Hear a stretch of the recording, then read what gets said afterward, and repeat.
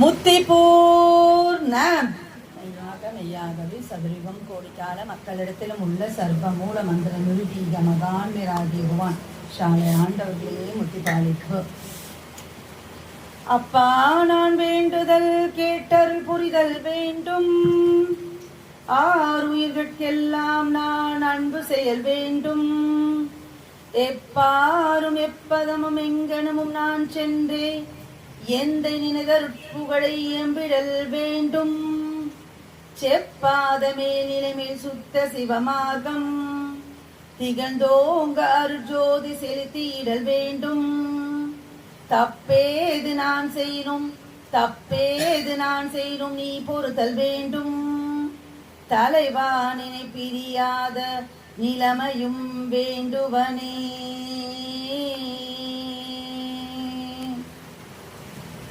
பிரத்யக்ஷ நடைமுறை தனிச்செயல் ஒன்று மகா உன்னதமானது மெய்வழி சாலையில் நிகழ்கிறதே. அதாவது செத்து நாரி போக இருந்தவனை நாராமல் தேவ மனத்துடன் ஜீவ பிரயாணம் செய்ய வைக்கிறதே. மேலும் எல்லோரும் பார்க்க மரணித்து அடக்கமாகி பிரேத நிலையில் இருப்பவனை தீர்த்தம் சாப்பிடும்படி தனது தவ அதிகாரத்தால் செய்கிறதே. இவ்வாறான காண்டற்கரிய அதிசயங்களை இப்படி விளக்கத்தோடு உங்கள் வாய் எடுத்து பேசினால் என்ன? தெய்வம் நம்மளை பார்த்து கேட்குறாங்க, இவ்வளோ பெரிய அதிசயம் இங்க நிகழ்ந்துட்டு இருக்கே, இதையே உங்க வாய் எடுத்து பேசினாதான் என்ன அப்படின்னு சொல்லி தெய்வ உத்தரவுக்கு இணங்கி இன்னைக்கு முதல்ல இல்லை இல்லை ஆகிலத்தில்லாதது வல்ல வல்லபமீறியதாதவம் ருள்ளதுள்ளதொன்று யாக்கும் கிட்டாதது ருள்ளதுள்ளதொன்று யாக்கும் கிட்டாதது எல்லை மெய் வழி சாலை செய்வதே என்று மூக்குக்கு வெளியே மூச்சு ஓடாத அவனுடைய ஊர் உறக்கமற்ற நமது குலதெய்வம் பிரம்ம பிரகாச மெய் வழிச்சாலை ஆண்டவர்களை தூத்திற்கு வணங்கி மற்றும் இங்கு கூடியிருக்கும் உங்கள் அனைவருக்கும் என் நமஸ்காரத்தை தெரிவித்துக் கொள்கிறேன். இன்னைக்கு நான் உங்க கூட பங்கிக்க போற தலைப்பு என்ன அப்படின்னு சொன்னா, மெய்வழியை பற்றி தெரிந்து கொண்டால் மட்டும் போதுமா, மெய்வழியை பற்றி தெரிந்து கொண்டால் மட்டும் போதுமா அப்படின்னு சொல்லிட்டு எனக்கு சமீப இந்த தலைப்பு என்ன திடீர்னு தோணுச்சு அப்படின்னு சொன்னா, போன 2 வாரத்துக்கு முன்னாடி வந்து நான் ஒரு பதிவை கேட்டே வந்தேன். மெய்வழி சொக்கலிங்க மாமா அவங்க அந்த பதிவில் பேசிட்டே இருந்தாங்க. அப்போ வந்து ஒரு கேள்வி கேட்டாங்க. அது கேட்டது தான் எனக்கு சட்டினி இந்த பதிவு நம்ம பேசினா என்ன அப்படின்னு கேட்டது. அதான் கற்றபின் நிற்காதற்கு தக அப்படின்னு சொல்லுவாங்க வள்ளுவ பெருமான். அது மாதிரி நமக்கு நிறைய விஷயங்கள் தெரிஞ்சிருக்கு, பட் அதெல்லாம் நம்ம செய்கிறோமா அப்படின்னு சொல்லிட்டு கேட்டால் அது கேள்விக்குரியதான் இருக்கு. இது நம்ம காதில் நம்ம கேட்டிருப்போம் நிறைய இயர்ஸே அப்படின்னு சொல்லுவாங்க. இப்போ மெய்வழி அப்படின்னா என்ன? மெய்வழினா போன மாதம் நம்ம பங்கிக்கிட்டோம். மெய்வழினா என்ன எல்லாருக்கிட்டும் கேட்டோம், எல்லாரும் ஒன்று அப்படின்னு சொன்னாங்க.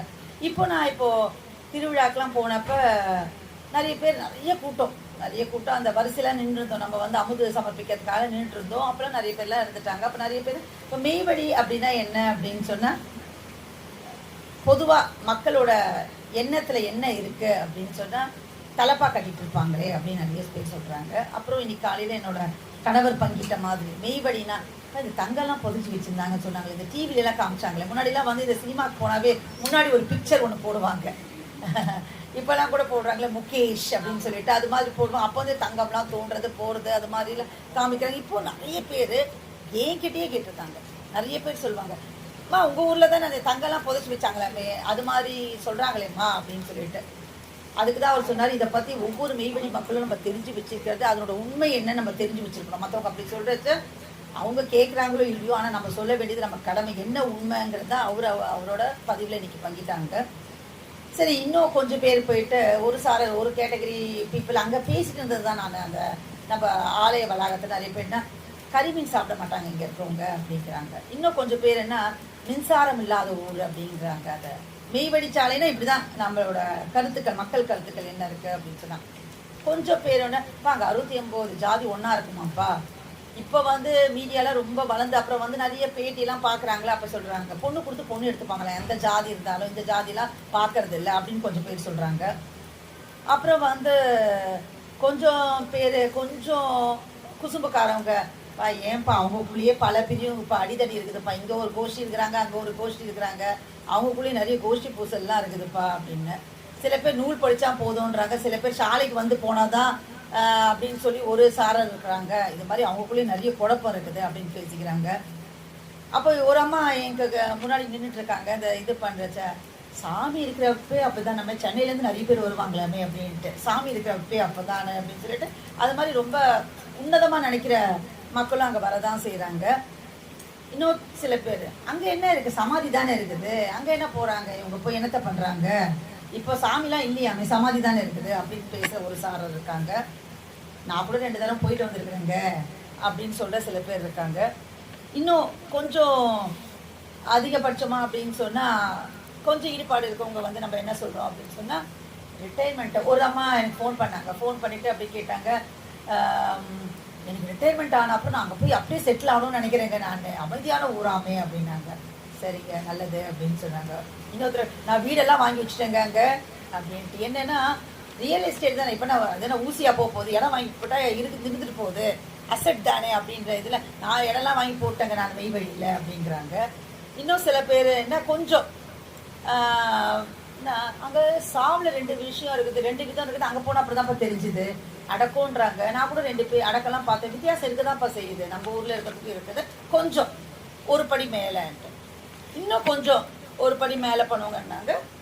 நூல்லாம் கொஞ்சம் வேத நூல்லாம் வாங்கி படித்து அப்படி இருக்கிறவங்க என்ன பேசுகிறாங்கன்னா, மெய் வழியில் என்ன சொல்கிறாங்கப்பா, ஒரே தீம் தான்ப்பா, என்னன்னா நம்ம இந்த உலக வாழ்க்கையில் இருக்க சொல்ல நம்ம மனசு சொல்கிறபடி கேட்குறோம், மனசு முன்னாடி போகும், அறிவு பின்னாடி போகும். மெய் வழியில் என்ன சொல்கிறாங்கன்னா, அறிவை முன்ன வைத்து மனசை பின் வைங்க, அதுதான் மெய் வழி சொல்கிறாங்கப்பா அப்படின்னு சொல்கிறாங்க. அதுக்கும் மேலே ஒரு படி மேலே போனால் என்ன சொல்கிறாங்கன்னா, இந்த பூர்ண புவஸ்வம் அப்படின்னு தெய்வம் வந்து நம்ம வாக்கியத்தில் உத்தரவு பண்ணுவாங்க. பல எல்லைகள் இருக்குது, சிவன் அல்லா அப்படின்னு சொல்லிலாம் இருக்குது. அந்த பல எல்லைகளை நான் போய் பார்க்குறேன், அங்கெல்லாம் யாருமே தென்படலை எனக்கு. அப்போது யாருமே இது வரைக்கும் எட்ட முடியாத ஒரு எல்லை இருக்குது பாரு, அதுதான் மெய் வழி அப்படின்னு சொல்கிறாங்க. இது நம்ம நூல் படிக்கிறதுனால நம்ம தெய்வ உத்தரவானது நம்மளுக்கு தெரியும். இப்படி பல கருத்துக்கள், நான் சொன்னது எனக்கு தெரிஞ்ச வரைக்கும், என் அறிவு கேட்ட இருக்கிறது பல கருத்துக்கள் மெய் வழி அப்படின்னு இருக்குது நம்மளுக்கு. இப்போ வந்து தெய்வத்தோட இச்சை என்ன அப்படின்னு சொன்னால், தெய்வம் ஒரு சொல்கிறாங்க, ஒரு வாக்கியத்தில் உத்தரவு பண்ணுறாங்க, எனக்கு ஒரு ஆசை, ஒரு 2 மாதத்துக்கு முன்னாடியே நம்ம என்ன பண்ணோம்னா கடிதம் போட்டுடணும். அந்த காலத்தில் தெய்வம் உத்தரவு பண்ணது கடிதம் போட்டுடணும். அமெரிக்காக்காரங்க எல்லாக்காரங்க வெளிநாட்டில் போட்டுட்டு எல்லாரும் ஒரு குறிப்பிட்ட நாள், இந்த குறிப்பிட்ட மாதத்தை நீங்கள் வர வச்சிடணும். என்ன சொல்லி வர வைக்கணும், சும்மா வருவாங்களா அமெரிக்காக்காரெல்லாம், என்ன சொல்லி வர வைக்கணும் அப்படின்னு சொன்னால், எங்ககிட்ட ஒரு ஆலமரம் இருக்குது, அந்த ஆலமரத்தில் ஒவ்வொரு விடுதலையும் ஒரு பழம் பழுக்க போகுது, மா பலா வாழை திராட்சை கொய்யான்ட்டு ஒரே மரத்தில் இத்தனை கனிகளும் பழுக்க போகுது. ஏன்னா மனுஷனோட எப்படியே பட்டவன் இந்த மனுஷனை ஒரு அதிசயனா ஆசையாக ஓடி போய் பார்க்கக்கூடியவன் தானே. இப்படி ஒரு மரம் இருக்குதுன்னா ஆசையாக நிஜமாக பார்க்க வருவான், அது எத்தனை தூரம் இருந்தாலும் எவ்வளோ பணம் செலவானாலும். தெய்வத்தோட யுக்தி, அவருடைய சிந்தனை. ஏன்னா அவருக்கு என்ன ஆசைன்னா, இந்த உலகம் முழுக்கவே வந்து மெய் வழியில் ஆக்கிடணும், எல்லா தலையும் எமக்கிட்டது காப்பாற்றிடணும் அப்படின்ற ஒரு எண்ணத்தில் அவர் நினச்சி பார்க்குறாராமா. அந்த வாக்கியத்தில் உத்தரவு பண்ணுறாங்க, இது மாதிரி கடிதம் போட்டு எல்லாரையும் வர வச்சுணும். அப்போ வந்து சண்டை போடுவான்ல அவன், எங்கே காமின்னு சொன்னால், நான் கூப்பிட்டது இதுக்காக இல்லை, இது ஒரு பெரிய விஷயம் இல்லை, ஆனால் இதை விட ஒரு பெரிய விஷயம் ஒன்று இருக்குது, எமன்கிட்ட இருந்து உன் தலையை நீ வந்து மீட்டுக்கணும், அது எப்படி முடியுன்றது இங்கே வந்தால்தான் தெரியும், அதுக்காக தான் நான் உன்னை கூப்பிட்டேன்னு சொல்லி நம்ம சொல்லிடலாம் அப்படின்னு சொல்லி ஆசைன்னு சொல்லி அந்த ஒரு வாக்கியத்தில் படிக்க வச்சு தோணுச்சு. எத்தனை அவருக்கு என்ன வந்துச்சு, தெய்வம் வந்து அவங்க பாடுபட்டாங்க, உடல் பொருள் ஆவி தத்தம் பண்ணி நம்ம தெய்வம் வரைக்கும், அதுதான் கட்டளை. எனக்கும் தோணும், ஏன் இப்படி வச்சிருக்காங்க 12 வருடம் அப்படின்னு சொல்றாங்க. எல்லாமே ஒரு குரு சிஷ்யர், அந்த பரம்பரை அப்படின்னாவே 12 வருடங்கள் அப்படின்வாங்க. 12 வருடங்கள் இந்த சிஷ்யன் வந்து குருவுக்கு வந்து பணிவிடை செய்யணும் அப்படிங்கிறாங்க. ஏன் வந்து 11 வருஷம் வைக்கக்கூடாது, ஏன் 13 வருஷம் வைக்கக்கூடாது, எனக்கு தெரியல அப்படின்னு சொல்றாங்க. அது ரொம்ப நாளா ஒரு தேடல் இருக்கு அப்படின்னு சொல்றாங்க. அப்போ நம்ம தெய்வம் வரைக்கும் எங்கள் வீட்டுக்கார் சொன்ன மாதிரி இளம் மனைவி கை குழந்தை எல்லாத்தையும் விட்டுட்டு அகில வள பருவத்தில் போயிட்டு அதுக்கப்புறம் வந்து ஒரு வருஷம் ஆடு மேய்ப்பு திரிக்கோளப்பா எதுக்காக மேட்டு மேண்டம் வந்துடக்கூடாதுன்னு சொல்லிட்டு இவ்வளோ 12 வருஷம் கூட வந்தவரை போயிட்டு நீ ஒரு வருஷம் போய் ஆடு மேய்ப்புனா நம்மளானா என்ன பண்ணியிருப்போம் அந்த நேரத்தில்? நம்ம மனசுனா நம்மளுக்கு அந்த செருக்கு என்ன பண்ணியிருக்கோம் பாருடா, நம்மளை போய் ஆடு மேய்க்க சொல்கிறாரு. ஆனால் அங்கே தெய்வம் என்ன மானியத்தில் உத்தரவு பண்ணுறாங்கன்னா சிறமை தாங்கி அப்படிங்கிறாங்க. அவங்க சொன்ன அந்த வாக்க அவங்க என்ன அரண்மனையில் போய் உட்கார சொன்னாங்க பாட்டை யாரு இல்லை ஆடு மேய்க்க சொன்னாங்க. அதை சிறமே தாங்கின அப்போ எத்தனை ஒரு பக்குவம், எத்தனை ஒரு பயபக்தி, எத்தனை ஒரு அந்த நாட்டம், அன்பு, பணிவு. இதில் 1% நம்ம இருந்தால் கூட நம்ம உருப்படுவோம். நம்மகிட்ட இருக்கா இந்த மெய்வழி? நமக்கு என்னென்னா தெய்வ உத்தரவு வந்து எப்படின்னா எல்லாம் போய் இப்போ கூட நானும் அக்காவும் தீபாக்காவும் பேசுகிறச்சு அதான் சொல்லிட்டு இருந்தோம். 10ஓட 11 வச்சின்னு சொன்னால் தெய்வம் எவ்வளோ நல்ல விஷயங்கள் உத்தரவு பண்ணியிருக்காங்க. அதெல்லாம் விட்டுடுறது. ஏன்னா அதெல்லாம் நம்ம சௌகரிய சகதரிக்கல், அதாவது சௌகரியத்துக்கு ஒத்து வராதுன்னு. தெய்வம் 10ஓட 11 வச்சு தெய்வம் தான் சொன்னாங்களே 10ஓட 11 வச்சுட்டு போன்ட்டு. தெய்வம் கோயில் போகக்கூடாதுன்னு சொல்லலையே, அதனால போனா என்ன தப்பு? ஆனா இன்னொரு வாக்கியத்துக்கு சொல்லியிருக்காங்களே 2 குதிரை மேல் சவாரி செய்தால் கப்பு கிழிச்சுக்கிட்டோம். அப்ப இதை மறைச்சிட்டு இருக்கீங்களே, இதை மட்டும் சொல்லி கோயில் போவானான்னு தெய்வம் சொல்லல. எம்மை பார் எம்மையே நினை எம்மை தவிர வேறொன்றை நினைக்காதே அப்படிங்கிறாங்களே. இன்னொரு வாக்கியத்துக்கும் சொல்லியிருக்காங்க இல்லையா? இப்போ நமக்கு சௌகரியமான நம்ம வாழ்க்கைக்கு எது ஒத்து வருமோ அதை மட்டும் எடுத்துட்டு அந்த சௌகரிய சகதி கடல்லையே இருந்தா அப்போ எவர் உதயம் வந்து எட்ட முடியாத அந்த யமன்பதி எல்லையில யமன் வந்து கூப்பிடுவானு அங்க யார் வந்து காப்பாத்துவா? இவ்வளவு நாள் சௌகரியத்திலேயே அனுபவிச்சுட்டு இருக்க, அப்ப அங்க மட்டும் தெய்வம் வந்து காப்பாற்றணும், எப்படி காப்பாற்றுவாங்க நம்மளுக்கு? அது கொஞ்சம் யோசிச்சு பார்க்கணும்ல. அதெல்லாம் நம்ம யோசிச்சு பார்க்கறதே இல்லை. அப்போ என்ன பண்ணணும் அப்படின்ட்டா, அப்போ இந்த தலைப்பு ஏன் எனக்கு தோணுச்சுன்னா மெய்வழியை பற்றி தெரிந்து கொண்டால் மட்டும் போதுமா அப்படின்ட்டு. அப்ப எதுக்குன்னு சொன்னா நிறைய பேர் என்ன நினைக்கிறோம் அப்படின்னு சொன்னா, நான் உட்பட இது இன்னைக்கு பேசுறேன்னா மற்றவங்களுக்காக அல்ல, எனக்கே நான் பேசிக்கிறது. நிறைய பேர் நம்ம என்ன நினைக்கிறோம் அப்படின்னு சொன்னா, நம்ம மெய்வழியில தான் இருக்கோம், நமக்கு ஒரு ஆபத்தும் இல்லை, நம்ம தெய்வ நினைவா தான் இருக்கோம், நம்மளை எப்படின்னா தெய்வம் காப்பாத்திருவாங்க. அதாவது தெய்வ முகத்திற்கு இது வந்து கோடாயுதக்கூர் பக்கம் 86ல தெய்வ முகத்திற்கு பாத்திரமானவர்கள் நாம், நமக்கு நிச்சயம் ஆபத்தில்லை, நாம் இதில் நிறைய பற்று வைத்திருக்கிறோம், நமக்கு ஒரு குறைவில்லை என்று நினைத்து கொண்டிருந்து சிலர் கடைசியில் ஆபத்துக்குள் மாட்டிக்கொள்கிறார்கள். இது ஏன் வரப்போகுது? நான் மெய்வழிக்கு இருக்கேன்ப்பா, நான் கொடிக்கு போறேன்ப்பா, நான் எல்லா திருவிழாக்கு போறேன்ப்பா, நான் இலை வாங்கி வச்சுட்டேன்ப்பா மெய்வழியில், இது மட்டும் போதுமா? இது மட்டும் போதுமா? போதாதுன்னு தெரியுது. அப்ப என்ன வேணும் நம்மளுக்கு? தெய்வம் மேல உண்மையான அன்பு. அதுதான் நம்ம கொடிக்கு போறோம், திருவிழாக்கு போறோம், இடம் வாங்கி வச்சிருக்கோம், அங்க போறோம் வரோம். வேற என்ன வேணும்? என்ன எதிர்பார்க்கறாங்க தெய்வம் நம்ம கிட்ட? தெய்வ சொல்படி நடக்கணும். இப்ப நம்ம சன்னசரமா பேசுறோம், இது 41வது சபை.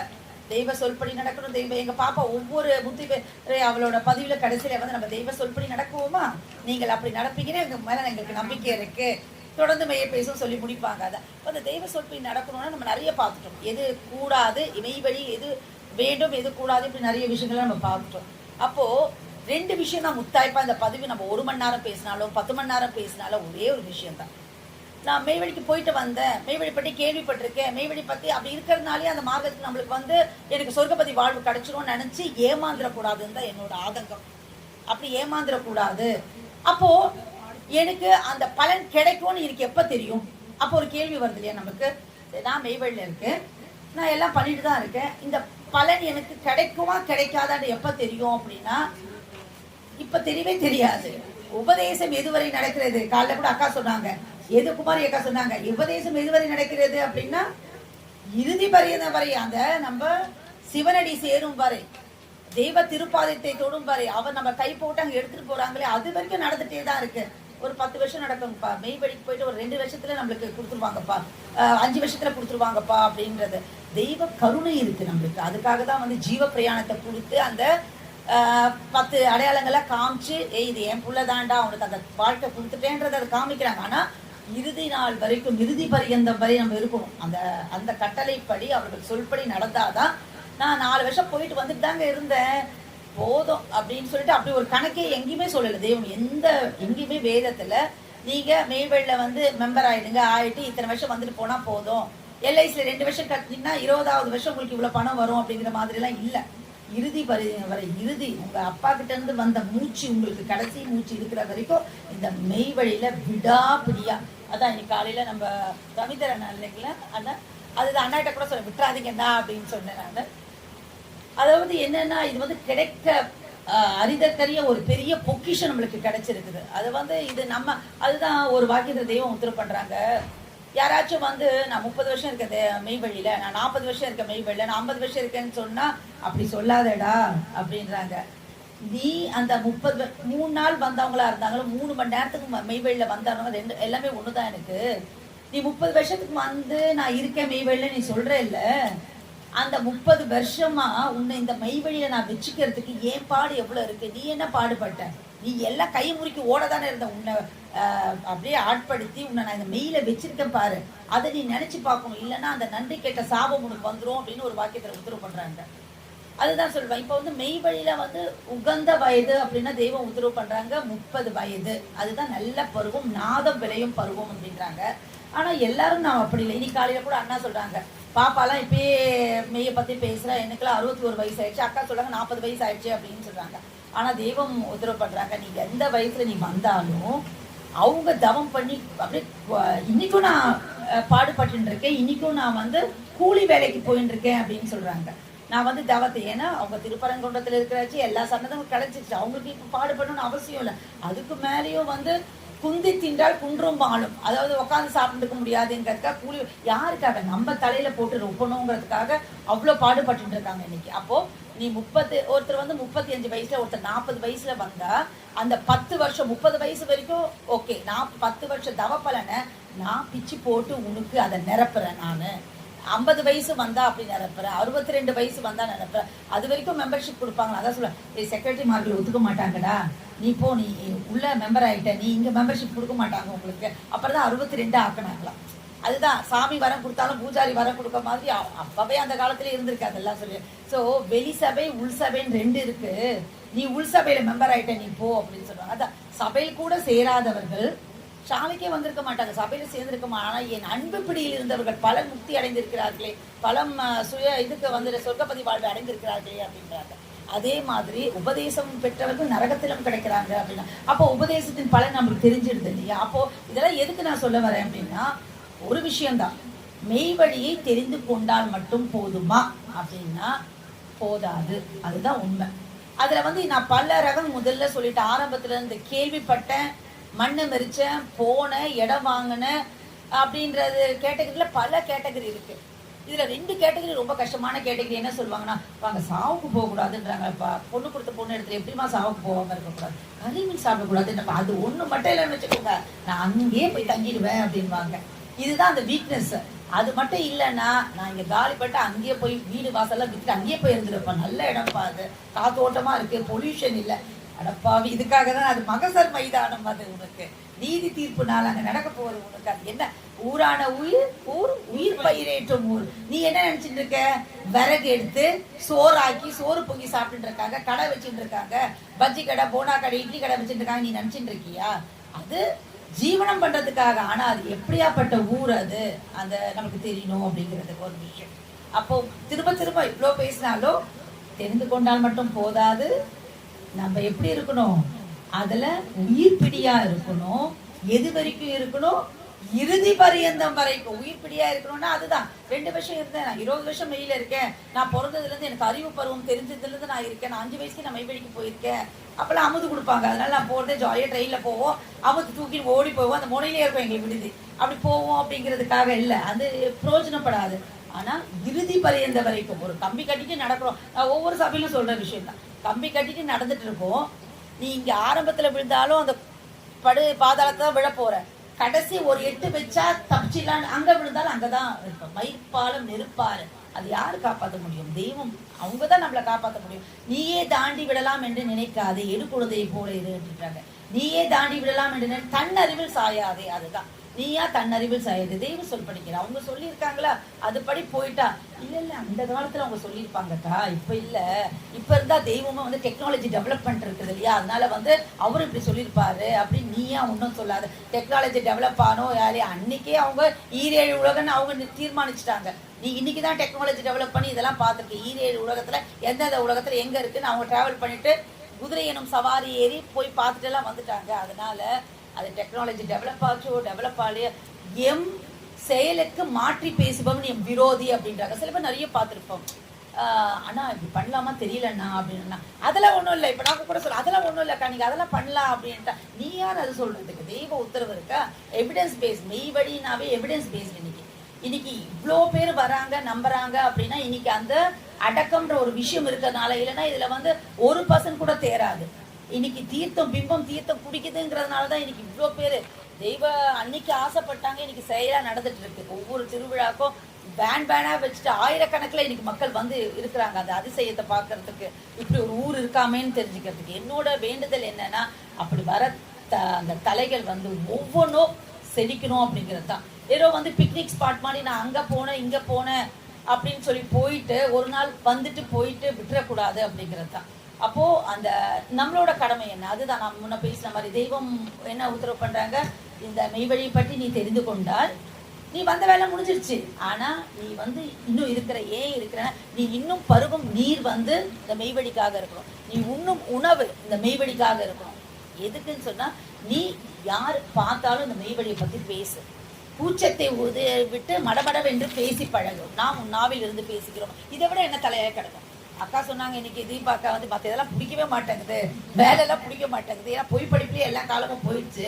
இனிமே அந்த மெய்க்கு காலத்தை விட்டுட்டோம். காலை கடைநாள் ஆகிட்டு தெய்வத்தோட இதோ இல்லைன்னா நம்மளாம் 1 பைசா தேருவோமா? நம்மளுக்கு என்ன தகுதி இருக்குது? அது தெய்வம் வந்து அக்கா வந்தது சொன்னாங்க, வித்தெடுக்க வந்தாங்க தெய்வம். அந்த அளவுக்கு கான்செப்ட் கிளியரா இருக்கு அவங்களுக்கு. புதுசா இருந்தாலுமே தெய்வம் வந்து நம்மளுக்கு முத்தி தர வரல, மோட்சம் தர வரல, அதுக்கெல்லாம் வரல. நம்மளுக்கு தெய்வம் வித்தெடுக்க வந்தாங்க. நம்மளாம் அந்த யுக வித்தா ஆக்கிறதுக்கு அவங்க பாடுபட்டு நம்மளை வித்தெடுக்க வந்திருக்காங்க. அப்போ நம்ம எல்லாம் அது வந்து அருள் வித்தா இருள் வித்தா அப்படிங்கறது அவங்க தான் முடிவு பண்ணணும். அந்த அருள் வித்தா நம்மளை மாத்தி அவங்க அந்த புது உலகத்துக்கு நம்மளை எடுத்துக்கிறாங்க. அப்படின்னா நம்ம எப்படி இருக்கணும்? பிராக்டிக்கல் எக்ஸாம்ல 20 மார்க் போட போறாங்க டீச்சர் தெரிஞ்சு அந்த வருஷம் எல்லாம் சலாம் போடுறோம். அவங்க கண்ணீர் பார்க்க அழகுடையவனாக தெய்வமா தானே கேட்கறாங்க. என் கண்ணீர் பார்க்க அழகுடையவனாக இரு அப்படின்னு கேட்கறாங்க. 20 மார்க் பிராக்டிக்கல் எக்ஸாமுக்கு ஒரு வருஷம் எல்லாம் சலாம் போட்டு இருக்கியே. அந்த யமன் கிட்ட இருந்து சஜிசா முல்லில் கூட அவன் வந்து தவம் செய்திருக்கான். அவ்வளோ ஒரு பலசாலியான யமன் கிட்ட இருந்து இந்த உலகம் என் கையில் அப்படின்னு சொல்ற யமன், ஆனா யமன் என் கடையில் சொல்ற ஒரு தெய்வத்தை நம்ம தெரிஞ்சுக்கிறதே நம்மளுக்கு ஒரு பாக்கியம் தான். எவ்வளவு கோடி பீப்புள் இருக்காங்க, எதிர் வீடு பக்கத்து வீடு சுத்தி வேலை செய்யற இடம் எல்லாருக்கும் பார்த்தா பாவமா இருக்கு. நான் திரும்ப திரும்ப சொல்றதுதான் இது உண்மை. நம்மளுக்கு என்னடா இது சொன்னாலும் காது கொடுக்க மாட்டாங்களே, புரிய மாட்டேங்குது அவங்களுக்கு, எப்படி நம்மளுக்கு சொல்ல தெரியலையா? தெய்வம் உத்தரவு பண்ணுவாங்க. நான் சொன்னது நீ ஜட்மெண்ட் டேல போய் நம்ம நின்றுட்டு உன் கூடயே தானே பேசினாங்க, உயிர் தோழின்னு சொன்னால ஏன் சொல்லலை? நான் சொன்ன தெய்வம் அவங்க கேட்கல, அப்படி சொல்லவே கூடாதாம்மா. ஏன் அவங்களுக்கு புரியுற மாதிரி நீ சொல்லலை அப்படின்னு அப்படி சொல்லி தப்பிக்கவே முடியாதாம்மா. நான் சொன்ன தெய்வம் அவங்க கேட்கலன்னு சொல்ல முடியாது. ஜட்மெண்ட் டேல உனக்கு தெரியாமல் உன் கண் பேசும், காது பேசும், மூக்கு பேசும், நான் பேசும்ன்றது சனி நேரத்துல நடத்துறோம் எல்லாமே நினைச்சிட்டு அது குற்றப்பத்திரிகை வாசிக்கும் அப்படின்னு சொல்லிட்டு ஒவ்வொரு தடவையும் நம்ம பண்ணிட்டு. அக்கா கூட இன்னைக்கு சொன்னாங்க, அக்கா இன்னைக்கு சபையில நம்ம வந்து அண்ணா கேட்டாங்க நம்ம வந்து பாவ மன்னிப்பு ஓதலாம்க்கா அப்படின்னு சொல்லிட்டு. எதுக்கு அந்த பயம் நம்மளுக்கு? அந்த பாவத்தை அப்பப்ப ஏன்னா நம்ம அவ்வளோ பாவங்கள் வந்து சேர்த்து வச்சுக்க வேணாம். தெய்வம் உத்தரவு பண்றாங்க. என்ன பண்றாங்க? நீ வந்து ஒரு பாவத்தை செய்து விட்டால் நீ வந்து என் முன்னர் கண்ணீர் கதகதவென்று கொட்ட சன்னிதானத்துல வந்து நின்று நீ அழுதுரு. அதோட உன் பாவத்தை வந்து ஜீவ புத்தகத்தில் அது ஏற்றப்படும். ஆனா அதுக்கு கேள்வி கேட்கப்பட மாட்டாது. நீ பண்றது எல்லாமே ஜீவ புத்தகத்துல ரெக்கார்ட் ஆயிட்டு தான் இருக்கும். நம்மளுக்கு தெரியாம இருக்கலாம். பாப்பா கூட இன்னைக்கு அழகா ஒரு கதை சொன்னாங்க.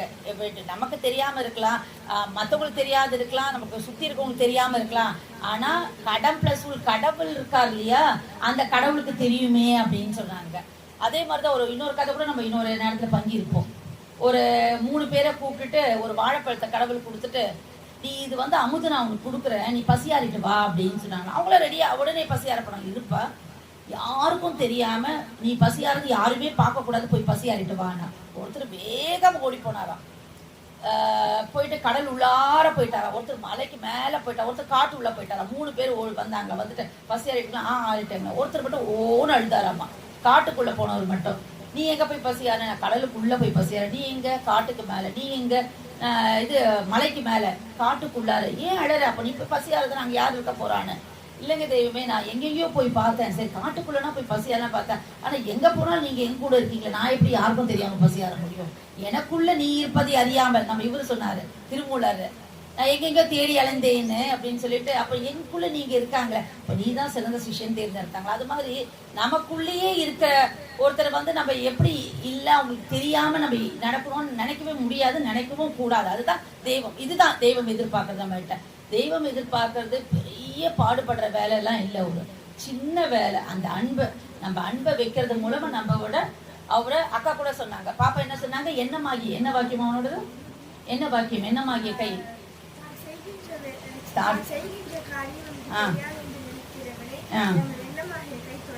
எண்ணமாகிய கை தொடாது. அப்போ நம்ம மெய்வழியை பொறுத்த வரைக்கும் நம்ம தெய்வம் நம்மளுக்கு சொல்லி கொடுக்கறது என்னன்னா எண்ணம், அது ரொம்ப ரொம்ப முக்கியம் அப்படிங்கிறாங்க. இதுக்கு ஒரு குட்டி கதை என்ன அப்படின்னு சொன்னா, 2 நண்பர்கள் போயிட்டே இருக்காங்க. அந்த ஊரை கடந்து, தென்னந்தோப்பு நிறைய இருக்கு, தென்னந்தோப்பு, அந்த கல் எடுக்கிற மரம்லாம் இருக்கு, அதெல்லாம் நிறைய கடந்து போறாங்க. பனை மரம் எல்லாம் எங்க போறாங்கன்னா சொற்பொழிவு கேட்க போறாங்க. அது ஒரு ஞாயிற்றுக்கிழமை இதே மாதிரி ஏதோ ஒரு சபை நடக்குது. அந்த சபைக்காக 2 பேரும் போறாங்க. அப்போ ஒருத்தர் சொல்றாரு, போயிட்டே இருக்காரு. வழியில பார்த்தா காலையிலே கிளம்பிடுறாங்க அவங்க. அங்க பார்த்தா கல் இறக்கிட்டு இருக்காங்க. இவன் என்ன சொல்றான், நீ போய் கேட்டு நான் வந்து சேர்ந்துக்கிறேன் அப்படின்னு. எங்க போறேன் இப்பன்னா, இல்லை நான் 48 நாளா கல்லு குடிக்கிறேன், இது 48வது நாள் இன்னைக்கு, நான் இந்த கல்லை குடிச்சிட்டு வரேன், சபைக்கு போறேன், இங்க போய் கல்லெல்லாம் குடிச்சு வரக்கூடாது, தப்பு இல்லையா, நீ வா போலாம், ஒரு நாள் விட்டு. இல்லை இன்னைக்கு நான் குடிக்காம வர முடியாது, இது 48வது நாள், அப்பதான் எனக்கு கணக்கு முடியுது, ஒரு மண்டலம் முடியுது, நான் குடிச்சிட்டு வரேன் அப்படின்றான். எப்படின்னா போ, எனக்கு தெரியாது, நான் போறேன் அப்படின்னு சொல்லிட்டு ஒருத்தன் போயிடுறான். இவன் போய் கல்லை உட்காடுறான். இறக்கி கொடுக்குறாங்க அந்த பதநீர், அந்த குவளையை கொடுத்ததான் அந்த சட்டியை வாங்குறான். வாங்கி இப்படி பார்த்தா அவனுக்கு வந்து மனசெல்லாம் அந்த பிரசங்கம் பண்ணுவாங்களே, இன்னைக்கு இந்த தலைப்பில் பேசுறேன்னு சொல்லியிருந்தாங்களே, இதை நம்ம விட்டுட்டுமே, நம்ம இப்படி ஒரு அவமானமா இருக்கே, நம்ம இந்த குடி போதைக்கு போய் அடிமையாயிட்டு நம்ம இங்கே வந்து உட்காந்துட்டு இருக்கோமே. பிரசங்கத்துக்கு தான் போனாங்க அவங்க. அப்போ வந்துட்டு, ஏன்னா நம்ம சபை பிள்ளைங்க எங்கே கல் குடிக்கிறீங்கன்னு கேட்டக்கூடாது, நீங்கள் பிரசங்கத்துக்கு போனாங்க. இது வெளி உலக மக்கள் கதை இது. அப்போ வந்துட்டு இவங்க இது மாதிரியெல்லாம் தோணிட்டு இருக்குதா அவங்க. அங்கே அவர் உட்காந்துட்டு பிரசங்கிக்கிறாராம், அவன் கேட்டுட்டு இருக்காராம். சே, இந்த வேவாத வெயில வந்து உட்காந்து காத்தோட்டமாக கூட இல்லை இங்கே, இந்த தீட்சினை வந்து உட்காந்துக்கிறோம், அவன் ஜாலியாக குழு குழுன்னு கல் குடிச்சிட்டு இருப்பான் அவன். நம்ம போய் போராத காலம் இங்கே போய் வந்துட்டு இருக்குமே அப்படின்னு உட்காந்தாங்களாம். சில காலம் ஓடி போயிடுச்சான். ஓடி போன அப்புறம் என்ன போச்சா, 2 பேரும் செத்து போயிட்டாங்களாம். செத்து போட்டால் முதலாமனர் ராமு சோமுன்னு வச்சுக்கோங்களேன். முதலாமனர் கல் குடிச்சவர் ராமு, இவரு சோமு. இவரை வந்து ராம வந்து எங்கே கொண்டு போகிறான், சொர்க்கத்துக்கு கொண்டு போகிறாங்களா, இவரை நரகத்துக்கு கொண்டு போகிறாங்களாம். அவனுக்கு தாங்கலையா சோமுக்கு. அந்த கிங்கிலியர்கள் இருப்பாங்கல்ல, அப்பா நீங்கள் தப்பு பண்ணுறீங்க, அவனை கூப்பிட்டு போய் நரகத்துக்கு கூப்பிட்டு போய் என்ன சொர்க்கத்துக்கு கூப்பிட்டு போய் ஏன்னா மாற்றி கூப்பிட்டு போயிருக்கீங்க அப்படின்னு சொல்கிறாங்களாம். அவங்க தான் கிங்கிலியர், காதும் கேட்காது, ஒன்றும் தெரியாது அப்படி. அப்புறம் போயிட்டு ஜட்ஜ்மெண்ட் ஏகலாம் நிற்க வைக்கிறாங்க, சொர்க்கத்துக்கு நரகம் நிற்க வைக்கிறாங்களா. அப்போ சொல்கிறாங்களா, நான் வந்து சொர்க்கவாசிங்க, ஏன்னா நான் வந்து என் வாழ்நாள் முழுக்க நான் பிரசங்கம் கேட்டிருக்கேன், நல்லதெல்லாம் பண்ணியிருக்கேன். அவன் ஒருத்தன் இருக்கான் பாருங்க, அவன் தான் கல் குடிச்சவன், பிரசங்கம் கேட்காம அவனை போய் பிடிக்க மாற்றி விடுங்க இடத்த அப்படின்றாங்களாம். அப்போது சொன்னாங்களா, நீ பிரசங்கம் தான் கேட்ட, அவன் கல் குடிக்க தான் போனான், ஆனால் தூளத்தளவு தான் நீங்கள் அங்கங்கே இருந்தீங்க, எண்ணத்தின் நினைவளவில் எங்கெங்கே இருந்தீங்க உன்னையே நீ கேட்டுப்பாரு அப்படின்னு சொன்னாங்களாம். அப்போது இதில் எண்ணங்கிறது எவ்வளோ முக்கியம் அப்படின்னு நம்மளுக்கு தெரியுது. இதே மாதிரி தான் தெய்வம் வந்து உட்காந்து வெளியே அந்த ஆலமரம்லாம் இருக்குல்ல, அப்போ வந்து ஜீவப்பிரியர்கள்கிட்ட ஆனந்தர்கிட்ட நிறைய பேசிகிட்டே இருப்பாங்களாம். அப்போ ஒரு தடவை உத்தரவு பண்ணிகிட்டே இருக்காங்களாம். அப்போ வந்து ஒருத்தர் சொல்கிறாங்களாம், எங்கடா போயிட்டு வந்தேன்னு ஒருத்தரை பார்த்து கேட்டாங்களாமா. அப்போது நம்ம இவர் மாமாவோட பகுதியில் தான் கேட்டோம், சொக்கலிங்க மாமா பக்கத்தில் உட்காந்துறான். பார்க்குறான், என்ன நம்ம பக்கத்துலேயே தானே உட்காந்துருந்தான், எங்கே போயிட்டு வந்தான்னு கேட்குறாங்களே தெய்வம் அப்படின்ட்டு. எங்கடா போயிட்டு வந்தேன் அப்படின்னு கேட்டாங்களா 2வது எடுத்துக்கிட்டேன். அப்புறம் வந்து தெய்வமே அப்படின்னு சொன்னாங்களா. அப்போ தான் அவர் சொன்னாரா, அங்கே உட்காந்து தெய்வம் வந்து ஏதோ உத்தரவு பண்ணிட்டு இருக்கச்சு, அவர் அதுக்குள்ளார போயிட்டு ஒரு ஊருக்கு போயிட்டு ஏதோ வாங்கிட்டு எல்லாம் வந்துட்டாராமா. அவர்கிட்ட துண்டை விட்டு போயிட்ட பாருடா அப்படின்னு சொன்னாங்களாமா. அதான் நினைச்சிட்டு இருந்தேன் எண்ணம் அப்படின்னு சொல்லிட்டு. அதுதான் இப்போ நம்ம இங்க உட்காந்துருக்கோம், நான் நினைச்சிட்டு இருக்கேன், ஐயோ நம்ம புத்தி பெறுற இவ்வளவு பேர் நல்லா கேட்டுட்டு இருக்காங்களே, பட் யார் யார் என்ன எங்க இருக்கு, நமக்கு இவ்வளவு தலைவல இங்க இருக்கீங்க அப்படின்ட்டு. அப்போ தெய்வம் வந்து ரெண்டுத்துக்கும் முக்கியத்துவம் கொடுக்குறாங்க. அப்போ சொல்றாங்க எங்கடா போயிட்டு வந்தேன் அப்படின்னு கேட்குறேன். அப்பதான் எல்லாருக்கும் புரிஞ்சு தெய்வம் வந்து எண்ணத்தை பத்தி பேசுறாங்க அப்படின்னு. ஆனா நம்ம தெய்வம் என்ன சொல்றாங்கன்னா, இன்னொரு பதிவுல சொல்லுவாங்க, இன்னொரு உத்தரவு பண்றச்ச ஒருத்தர் இருந்தாராம் பிறவியர். அவர் வந்து ஆலயத்துக்கே வர்றது இல்லையாமா. அவர் வந்து என்ன பண்ணுவாரா, ஊருக்கு போயிட்டாராம், ரொம்ப நாள் இல்லையா. அப்போ இவங்க கேட்டா, எங்கடா, என் பேர் ஞாபகம் இல்லை, எங்கடா அவன் காணோம் அப்படின்னு. இல்லை அவங்க ஊருக்கு போயிருக்காங்க. இதை கேள்விப்பட்டு அவர் ஓடி வந்தாரா, வந்து தரிசனம் பண்ணிட்டு, தெய்வமே வந்துட்டியாடா அப்படின்னா. ஆமாம் தெய்வமே, நான் இங்கே 3 மாதம் இல்லாமல் இருந்திருக்கலாம் தெய்வமே, ஆனால் என் நினைவு முழுக்க இங்கே தான் இருந்தது தெய்வம், சும்மா தூளம் தான் அங்கே இருக்கிறேன். யாருண்டா வேணும் உன் நினைவு, தூளத்தை கொண்டு வந்து இங்கே போடு, நான் பார்த்துக்கிறேன் மற்றதெல்லாம் அப்படின்னு சொன்னாங்களாம். ஸோ அதனால தெய்வம் வந்து எதிர்பார்க்கறது அதுதான் எல்லாம். இப்போ வந்து மெய்வழிக்கு போவே வேண்டாம், நம்ம வந்து நூலையே படித்தா போதும்னு தெய்வம் சொல்லலை. மெய்வழியிலே இருந்தாலும் உனக்கு சொர்க்கபதி வாழ்வு கொடுக்குறேனோ தெய்வம் சொல்லலை. அது தெய்வம் எதை எதிர்பார்க்கறது நம்மளுக்கு புரியுமான்னு தெரியல. அவங்க சொல்படி நடந்துட்டு போவோம். தெய்வம் எதையோ தான் பார்க்குறாங்க. ஒருத்தருக்கு வந்து அதுதான் சொல்லுவாங்க, நல்விய மோட்சம் நவில வென்றால் உண்மனம் தான், எக்கோடி தர்மம் உபந்தளித்த பேரை. நீ எவ்வளோதான் நீ தர்மம் பண்ணியிருந்தாலும் நீ அவங்களுக்கு வந்து நரகத்துக்கு பாட்டையை அவங்க உத்தரவு பண்ணுறாங்க. புத்திரனா நீ எனக்கு அந்த பாடலை எவ்வளோதான் நீ வந்து தர்மம் பண்ணியிருந்தாலும் தெய்வம் பார்த்து நீ நரகத்துக்கு போனால் நரகத்துக்கு போய் தான் ஆகணுமாம்மா. அதே மாதிரி நீ எவ்வளோதான் இயல்பாவம் செய்தோருக்கு, நீ எவ்வளோதான் பாவம் பண்ணியிருந்தாருனோ தெய்வம் தன் கருணையால், அவங்களோட தனிப்பெரும் கருணையால் சொர்க்கத்துக்கு போ அப்படின்னு சொன்னால் சொர்க்கத்துக்கு போயிடலாமா. அவங்க எதை எதிர்பார்க்குறாங்க நம்மகிட்ட அப்படிங்கிறது அவங்களுக்கு தான் தெரியும். அது என்னன்னா, அது சத்தியமான 2 விஷயம் தான், அன்பு நம்பிக்கை. ஏதோ நான் அன்பா இருக்கேன் எனக்கு 110% நம்ம தெய்வத்து மேல அன்பா இருக்குன்னா, நீ அன்பா இருக்கு பிரோஜனம், தெய்வ அன்பு உங்ககிட்ட இருக்குதான்றது அது எப்படி பெற முடியும், அது நமக்கு இப்ப தெரியாது. அது நீ நடந்துக்கிறியான்ட்டு. அப்போ நம்மளுக்கு ஒரே வழி என்ன, அவங்க சொல்படி கேட்டு போகிறது தான் நம்மளுக்கு வழி. இப்படி நடந்தா அப்படி இருக்குமா, அப்படி நடக்கலாமா, அந்த மெய்வழி சாலைக்கு அக்கா எப்படிக்கா போறீங்க அப்படின்னு சொன்னா, நான் இப்போ திருச்சி போவேன்க்கா, அங்கிருந்து நான் போயிடுவேன்க்கான்ட்டு, புதுக்கோட்டை போவேன்க்கா, நாத்தாமலை போய்க்கு எப்படி வேணா இருக்குது. தெய்வம் நம்மளுக்கு ஒரு வழி சொல்லி, நீ அந்த வழியெல்லாம் வராதடா, நீ இந்த வழிதான் வாங்க, நம்ம அந்த வழிதான் போகணும். நம்ம எப்படி போனாலும் போயிடலாமே, மெய் வழிக்கு நம்ம சொல்லக்கூடாது.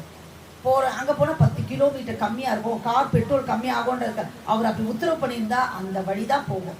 41 சபையில நம்ம பேசுனது என்னன்னா, கல்ல கில்லுன்னா கில்லணும், கத்திய காமிச்சு பாயினா பாயணும், எட்டி கொட்டையை கொடுத்து கடக்கு பட கிடைக்கணும் கடிக்கணும். 8 கொட்டையாச்சு இது கசப்பாதுன்னு சொல்லக்கூடாது, கல்லை எப்படி கில்றதுன்னு கேட்க கூடாது.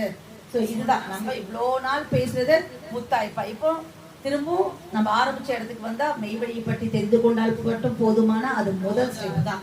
தெரிஞ்சுக்கிறது நல்ல விஷயம், தெரியாம இருக்கிற மக்களுக்கு மத்தியில தெரிஞ்சுக்கிறது நல்ல விஷயம்.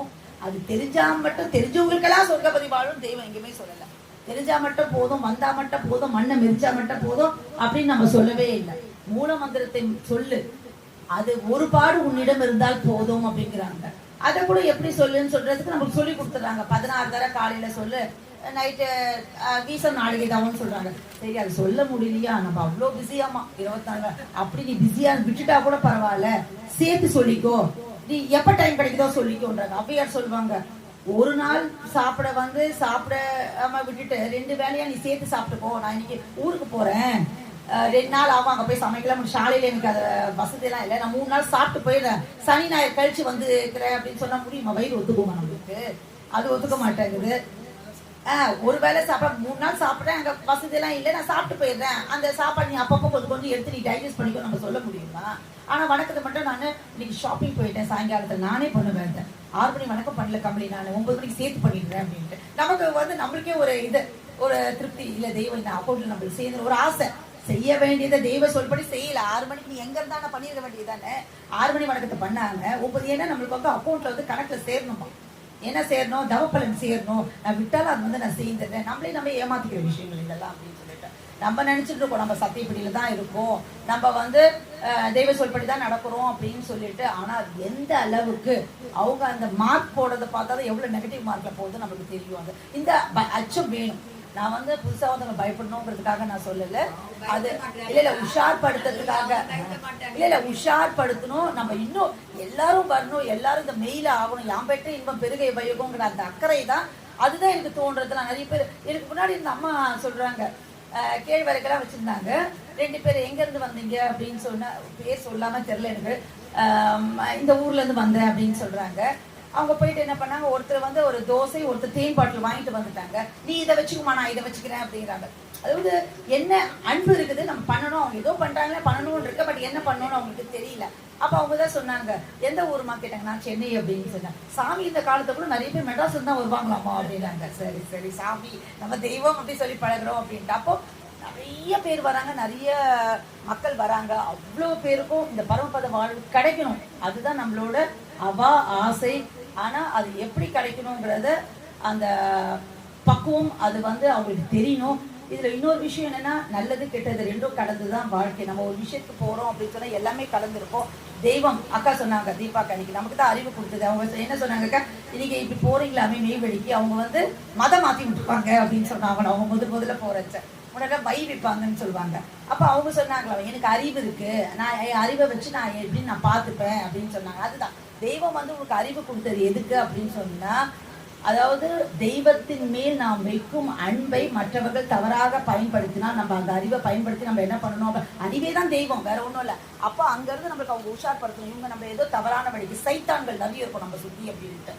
அப்போ நம்ம வந்து அதை உஷாராயிடணும். நம்ம அப்போ தெய்வம் சொல்லியிருக்காங்களே, நம்ம வந்து யாரையும் புண்படுத்தக்கூடாதுன்னு சொல்லிட்டு, குற்றம் காணக்கூடாதுன்னு அப்படின்னு அங்கே அது வந்து எடுபடாதாங்க. நம்ம ஏமாத்திர பார்க்குறாங்க அப்படின்னு சொன்னால், அண்ணா இல்லைங்கன்னா நான் தெய்வம் தரிசனம் பண்ண வந்து நான் பண்ணிட்டு போறேன்னா அது மட்டும் போதும்னா அப்படின்னு சொன்னாங்க. அவங்க நம்ம ஏமாறக்கூடாது. ஏமாத்தி அந்த பாவத்தை அவங்க கொடுக்கறதுக்கு நம்ம காரணம் ஆயிடக்கூடாது. அவ்வளவுதான். அந்த அக்கறை தான் நம்மளுக்கு. நம்ம ஏமாறுறது வேற, அவங்க நம்ம ஏமாத்தின பாவம் அவங்களுக்கு வராம நம்ம பார்த்துக்கணும்னா நம்ம உஷார் தன்மையா இருக்கும். இது புதுசாக வந்த மாணவர் இவங்களுக்காக, நம்ம நெய்வேலி மக்களுக்காக. நம்ம இப்போ சில வாக்கியங்கள்லாம் இருக்கு. நம்ம தெய்வம் வந்து நிறைய வாக்கியங்கள் சொல்லியிருக்காங்க. இந்த மெய் வழியில் எப்படி வந்து இறுதி பரியந்தம் வரை நாம இருக்கணும் அப்படி. அதாவது என்ன சொல்றாங்கன்னா, நம்மளா போயிட்டு நீங்க இப்ப அக்கா வந்திருக்காங்க தெரியுது, இப்ப அண்ணா வந்திருக்காங்கன்னா இவங்க 4 பேர் போயிட்டு, அண்ணா கூட சொன்னாரு, அவங்க வந்து அவங்க மனைவி வந்து நான் பாடுபட்டு எல்லாம் பண்றேன், அவங்க டக்குன்னு வந்து எல்லாத்தையும் வாங்கி போயிடுறாங்க அப்படின்னு சொன்னாங்க. அது அப்ப அந்த வித்து, அதுக்காக வந்த வித்து, அதுக்கு அந்த இச்சி இருக்குல்ல, தட்டுதில்லை அப்படின்னு சொல்லிட்டு. இப்போ தெய்வம் இன்னொரு இடத்துலையும் சொல்லுவாங்க, நீ பிறந்தது மற்றவங்களே இந்த மெய்வெளியில சேர்க்கறதுக்கு, ஆனால் நீயா ஒரு தலையை இந்த சேர்க்கக்கூடாது. அதுக்கு உத்தரவு பண்றாங்க, ஒருவன் இங்கு ஓரிரு தடவையாவது வந்து புழங்கி எம்முடைய வார்த்தைகளை கேட்டு, மிக ஆலயத்துல தெய்வத்தோட இது ரெக்கார்ட்ல போட தானே செய்யறாங்க, கேட்டு மரணத்திற்கும் பின் வரவிருக்கும் நரக அவஸ்தையை பற்றி ஆத்திரம் அவனுக்கே வரும் வரையில் எவரையும் நீங்கள் நம் சபையில் சேர்த்து கொள்ள கேட்டு என் முன்னர் கொண்டு வரக்கூடாதுன்னு சொல்லிட்டு. இப்போ நான் பாட்டுக்கு போயிட்டுப்பா, இந்த அக்கா தான் கூண்டு போயிட்டு அங்கே போகலாம் வரலான்னு சொல்லிட்டு கூண்டு போயிட்டாங்க அப்படின்னு சொல்லக்கூடாது. தீபாக்கா கூப்பிட்டு போனோம், அந்த இடம் என்னமா இடம் தெரியுமா, எனக்கு அங்கே போனப்பதான் ஒரு நல்ல ஒரு விஷயத்த நான் தெரிஞ்சுட்டேன் அப்படிதான் சொல்லணும் அவன். அப்போனா இந்த விஷயத்த பற்றி கேட்டு 2 தடவை வந்து, அதுதான் இப்போலாம் வந்து என்ன நடக்குது, இன்ஸ்டன்ட் மாதிரி நடக்குது. நான் நிறைய விஷயங்கள் பார்த்தேன், நிறைய பேர் ரொம்ப ஃபாஸ்ட்டாக இருக்காங்க, ரொம்ப இன்ஸ்டன்ட் மாதிரி. ஒரு தடவை மெய்வெளிக்கு வந்து அடுத்த தடவை வந்து நான் ரிட்டையர் ஆகிட்டு இங்கே தான் வந்து செட்டில் ஆக போகிறேன், நான் 2 இடம் வாங்கி போட்டு இங்கே தான் இருக்க போகிறேன். எனக்கு என்னென்னா, அந்த ஆத்திரா எதுவுமே வந்து கொஞ்சம் கொஞ்சமாக இருந்தால் நல்லா இருக்கும், அது நிலைச்சு நிற்கும். ஒரே அடியாக இருந்ததுன்னா எவ்வளோ ஃபாஸ்ட்டாக வருதோ அவ்வளோ ஃபாஸ்ட்டாக போயிடக்கூடாது அப்படிங்கிறது தான் என்னோட வேண்டுதல். அது ரொம்ப வருத்தமாக இருக்கு. அடுத்தது, கலிபவகரத்தில் உழலும் மக்களிடத்தில் மெய்சை இச்சை இல்லாவிட்டாலும் வம்படியில் அதை அவர்களிடத்தில் உண்டு பண்ணி உலகம் முழுவதையும் இந்த நித்திய மெய்யில் ஆக்கிவிட வேண்டும் என்பதற்காகவே எம்முடைய 74 வருட நெடுங்காலம் பாடு. தெய்வம் வந்து அங்க தூள தலைவர் இருக்க சொல்றாங்க, என்ன அவங்க திரும்ப திரும்ப அவங்க இச்சை என்ன அப்படின்னு சொன்னா, இந்த உலகம் முழுக்க ஆக்கிடணும் அப்படின்ட்டு. ஆனா அவங்களால ஆக்க முடியுது 5049 பேரை தான் அவங்களால ஆக்க முடிஞ்சுது. ஆனால் என்ன உத்தரவு பண்ணியிருக்காங்க, இந்த மெய் வந்து கீழே குறிச்சி வரைக்கும் லைன் நிற்கும்டா அப்படின்னு இருக்காங்க. இன்றைக்கே நம்ம பார்க்குறோம் எவ்வளோ கூட்டமாக வந்துட்டு இருக்காங்க அப்படின்னு சொல்லிட்டு. அதாவது தெய்வம் என்ன எதிர்பார்க்குறாங்க, நம்ம கேள்வி கேட்டோம்ல, என்ன எதிர்பார்க்குறாங்கன்னா, என் முன்னர் வஞ்சகமற்ற யதார்த்த ஒரு முறை அன்பு ஒட்டுதல் என்ற ஒரே ஒரு பாடு உன்னிடம் இருந்தால் போதுன்றாங்க. அதாவது வஞ்சகமற்ற இருக்கணும், தன்னறிவில் சாயக்கூடாது, யதார்த்தம் இருக்கணும், எந்த போலித்தனம் இருக்கக்கூடாது, யதார்த்தமாக இருக்கும். அந்த குழந்தைகள்லாம் பார்த்தா யதார்த்தமாக இருக்கும். எனக்கு இந்த மிட்டாய் கொடு அப்படின்னு யதார்த்தமாக இருக்கு. கொஞ்சம் அறிவு பருவம் வந்துட்டாச்சு, அவங்க கிட்ட கேட்கலாமா கேட்கக்கூடாதான்ற அந்த இது வந்துடும் அவங்களுக்கு. அப்போ யதார்த்த ஒரு முனை அன்பு ஒட்டுதல் என்ற ஒரே ஒரு பாடு உன்னிடம் இருந்தால் போதும், இந்த பரமபத வாழ்வு தானே வந்து உன் தலைக்கு கிட்டும். வேறு தனிப்பாடு ஒன்றும் தேவையில்லை. உன் தலையில் இருக்கும் விதி எழுத்தாகிய பிறவி பிணி என்ற யமன் கையில் மாட்டும் சட்டம் தானே கிழிப்பட்டு போவதும் இங்கு கள்ளமின்றி கலக்கும் அத்தனி அன்பு ஒட்டுதல் உனக்கு கைவரவாகிறது. இது எமது கையேட்டு அனுபவம்ங்கிறாங்க. ஏன்னா அவங்களுக்கு எப்படி கைவரவாச்சுன்னா, அவங்க பாட்டையாரோட இருக்காச்சு, அவங்க அப்படிதான் இருந்தாங்க, யதார்த்தமா இருந்தாங்க. அதுதான் சோதனை மேல் சோதனை கூட இப்படி சொல்லியிருப்பாரு. போயிட்டே இருப்பாங்களாம், ஒரு இடத்து தண்ணி கூட போய் எடுத்து குடிக்க மாட்டாங்களாமா. ஏன்னா இப்படி போய் குனிஞ்சு எடுத்து குடிக்க சொல்ல அவர் வேற வழி போயிட்டாருன்னா என்ன பண்ண, போயிட்டு ஒரு குனிஞ்சு இப்படி கையை எடுத்து தண்ணி குடிக்கிறச்ச பாட்டையர் வந்து அந்த பக்கம் அப்படி திரும்பிட்டானு எந்த பக்கம் போகணும்னு தெரியாம போயிடுமோ, நம்ம எப்படி அவங்களை விட்டு பிரிஞ்சு போயிடுவோம். அத்தனை ஒரு அந்த என்ன சொல்றதுன்னா அந்த அன்பு பிடியில அவங்க இருந்தாங்க. அதுல 1% 0.1% கூட நம்ம இருக்கதா தெரியல. நமக்கு 10-11 வச்சுக்க சொன்னாங்க தெய்வம், அது மட்டும் ரொம்ப தெளிவா இருக்கும் நம்ம அப்படின்றது. அதாவது வெளி உலக மக்களுக்கு வந்து நம்ம என்ன சொல்லுவோம், மாதா பிதா குரு தெய்வம்னாங்க. நம்ம எவ்வளோ ஒரு பாக்கியவான் பாருங்க, நம்மளுக்கு மாதாவும் இருந்து பிதாவும் இருந்து குருவாவும், எல்லாருக்கும் வந்து குரு ஒருத்தர் தெய்வம் ஒருத்தர் இருப்பாங்க. ஆனால் நம்மளுக்கு குருவாகவும் பரமனே உருவெடுத்து பாரிடை குருவாய் வந்து இந்த அடிமைக்காய் இறங்கி வந்தாங்க. அங்க இருந்து குரு தெய்வமும் அவங்களா இருக்காங்க. அப்ப நம்ம எவ்வளோ ஒரு பாக்கியவான்கள் எப்படி இருக்காங்க அப்படிங்கிறாங்க. அதாவது தாயாய் நின்று தமது நீதி மாணிக்க பிரணவச்சூழில் வைத்து ஈன்றெடுத்து அருளமுத உணவு ஊட்டி நாள்தோறும் வளர்க்கிறார்கள். அருளமுதத்தை ஊட்டி ஊட்டி வளர்க்குறாங்க தாயா இருந்துட்டு. தந்தையாக நின்று தேவ நீதி வழுவா நன்னெறி நல்லொழுக்கத்தில் காலாகாலம் பயிற்றுவிக்கிறார்கள். இன்னும் சர்க்குருவாக நின்று சர்வ வேத மூல மந்திரங்களையும் ஓதாமல் ஓதி கல்லாமல் கற்பிக்க செய்கிறார்கள். மேலும் கண்ணேர் தெய்வமாக நின்று யமனை அணுக விடாமல் காத்து பரிசுத்த நித்திய வாழ்வில் புகுத்தாட்டி விற்கின்றார்கள். அதாவது இப்ப என்ன பண்றாங்க, அதாவது மாதா பிதா குரு தெய்வமாக நம்ம இருக்கிறாங்க. நம்மளை விட ஒரு பெரிய பாகியவான் வேற யாரும் இல்லை. யமன் வந்து சந்திக்கும் போது அவன் கையில் சிக்கி நாரி சாகாமல் தப்புவித்து ஜீவ சுயராஜ்யம் என்னும் ஸ்வர்ணபதி கையில வீட்டு குடிப்புக செய்விக்கின்ற பார பெரிய தனித்த ஒரு காரியத்திற்குத்தான் தெய்வம் வேண்டும்.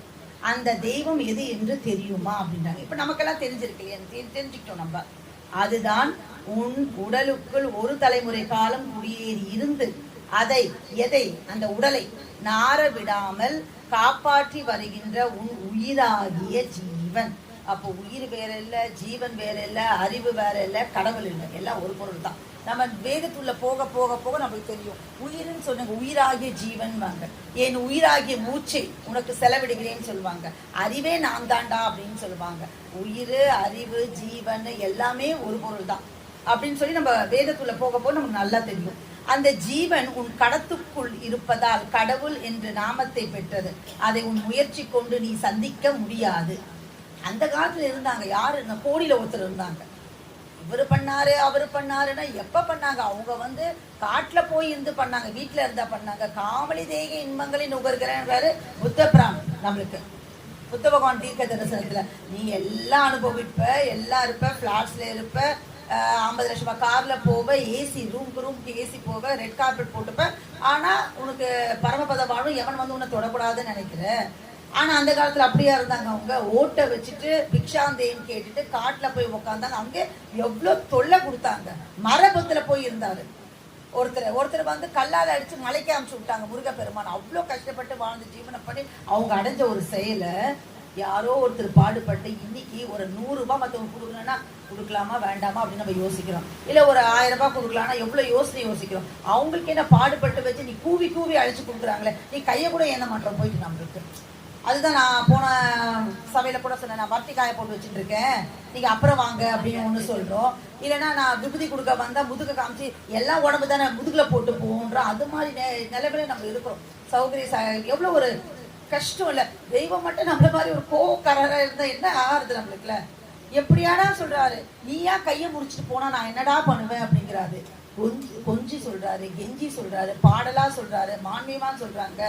தெய்வ தேடு கூடமா ஒரு நாடகம், அதாவது அந்த அதுதான் அந்த நாடகம் சொல்ல ஒரு அக்கா கூட சொன்னாங்க. அது வந்து அந்த அகத்துல வந்து நமக்கு எப்படி அதை நம்ம சொல்லணும் அப்படின்னு சொல்லிட்டு தெய்வ தேடு கூடகம் நம்ம அது மாதிரி சொல்றாங்க.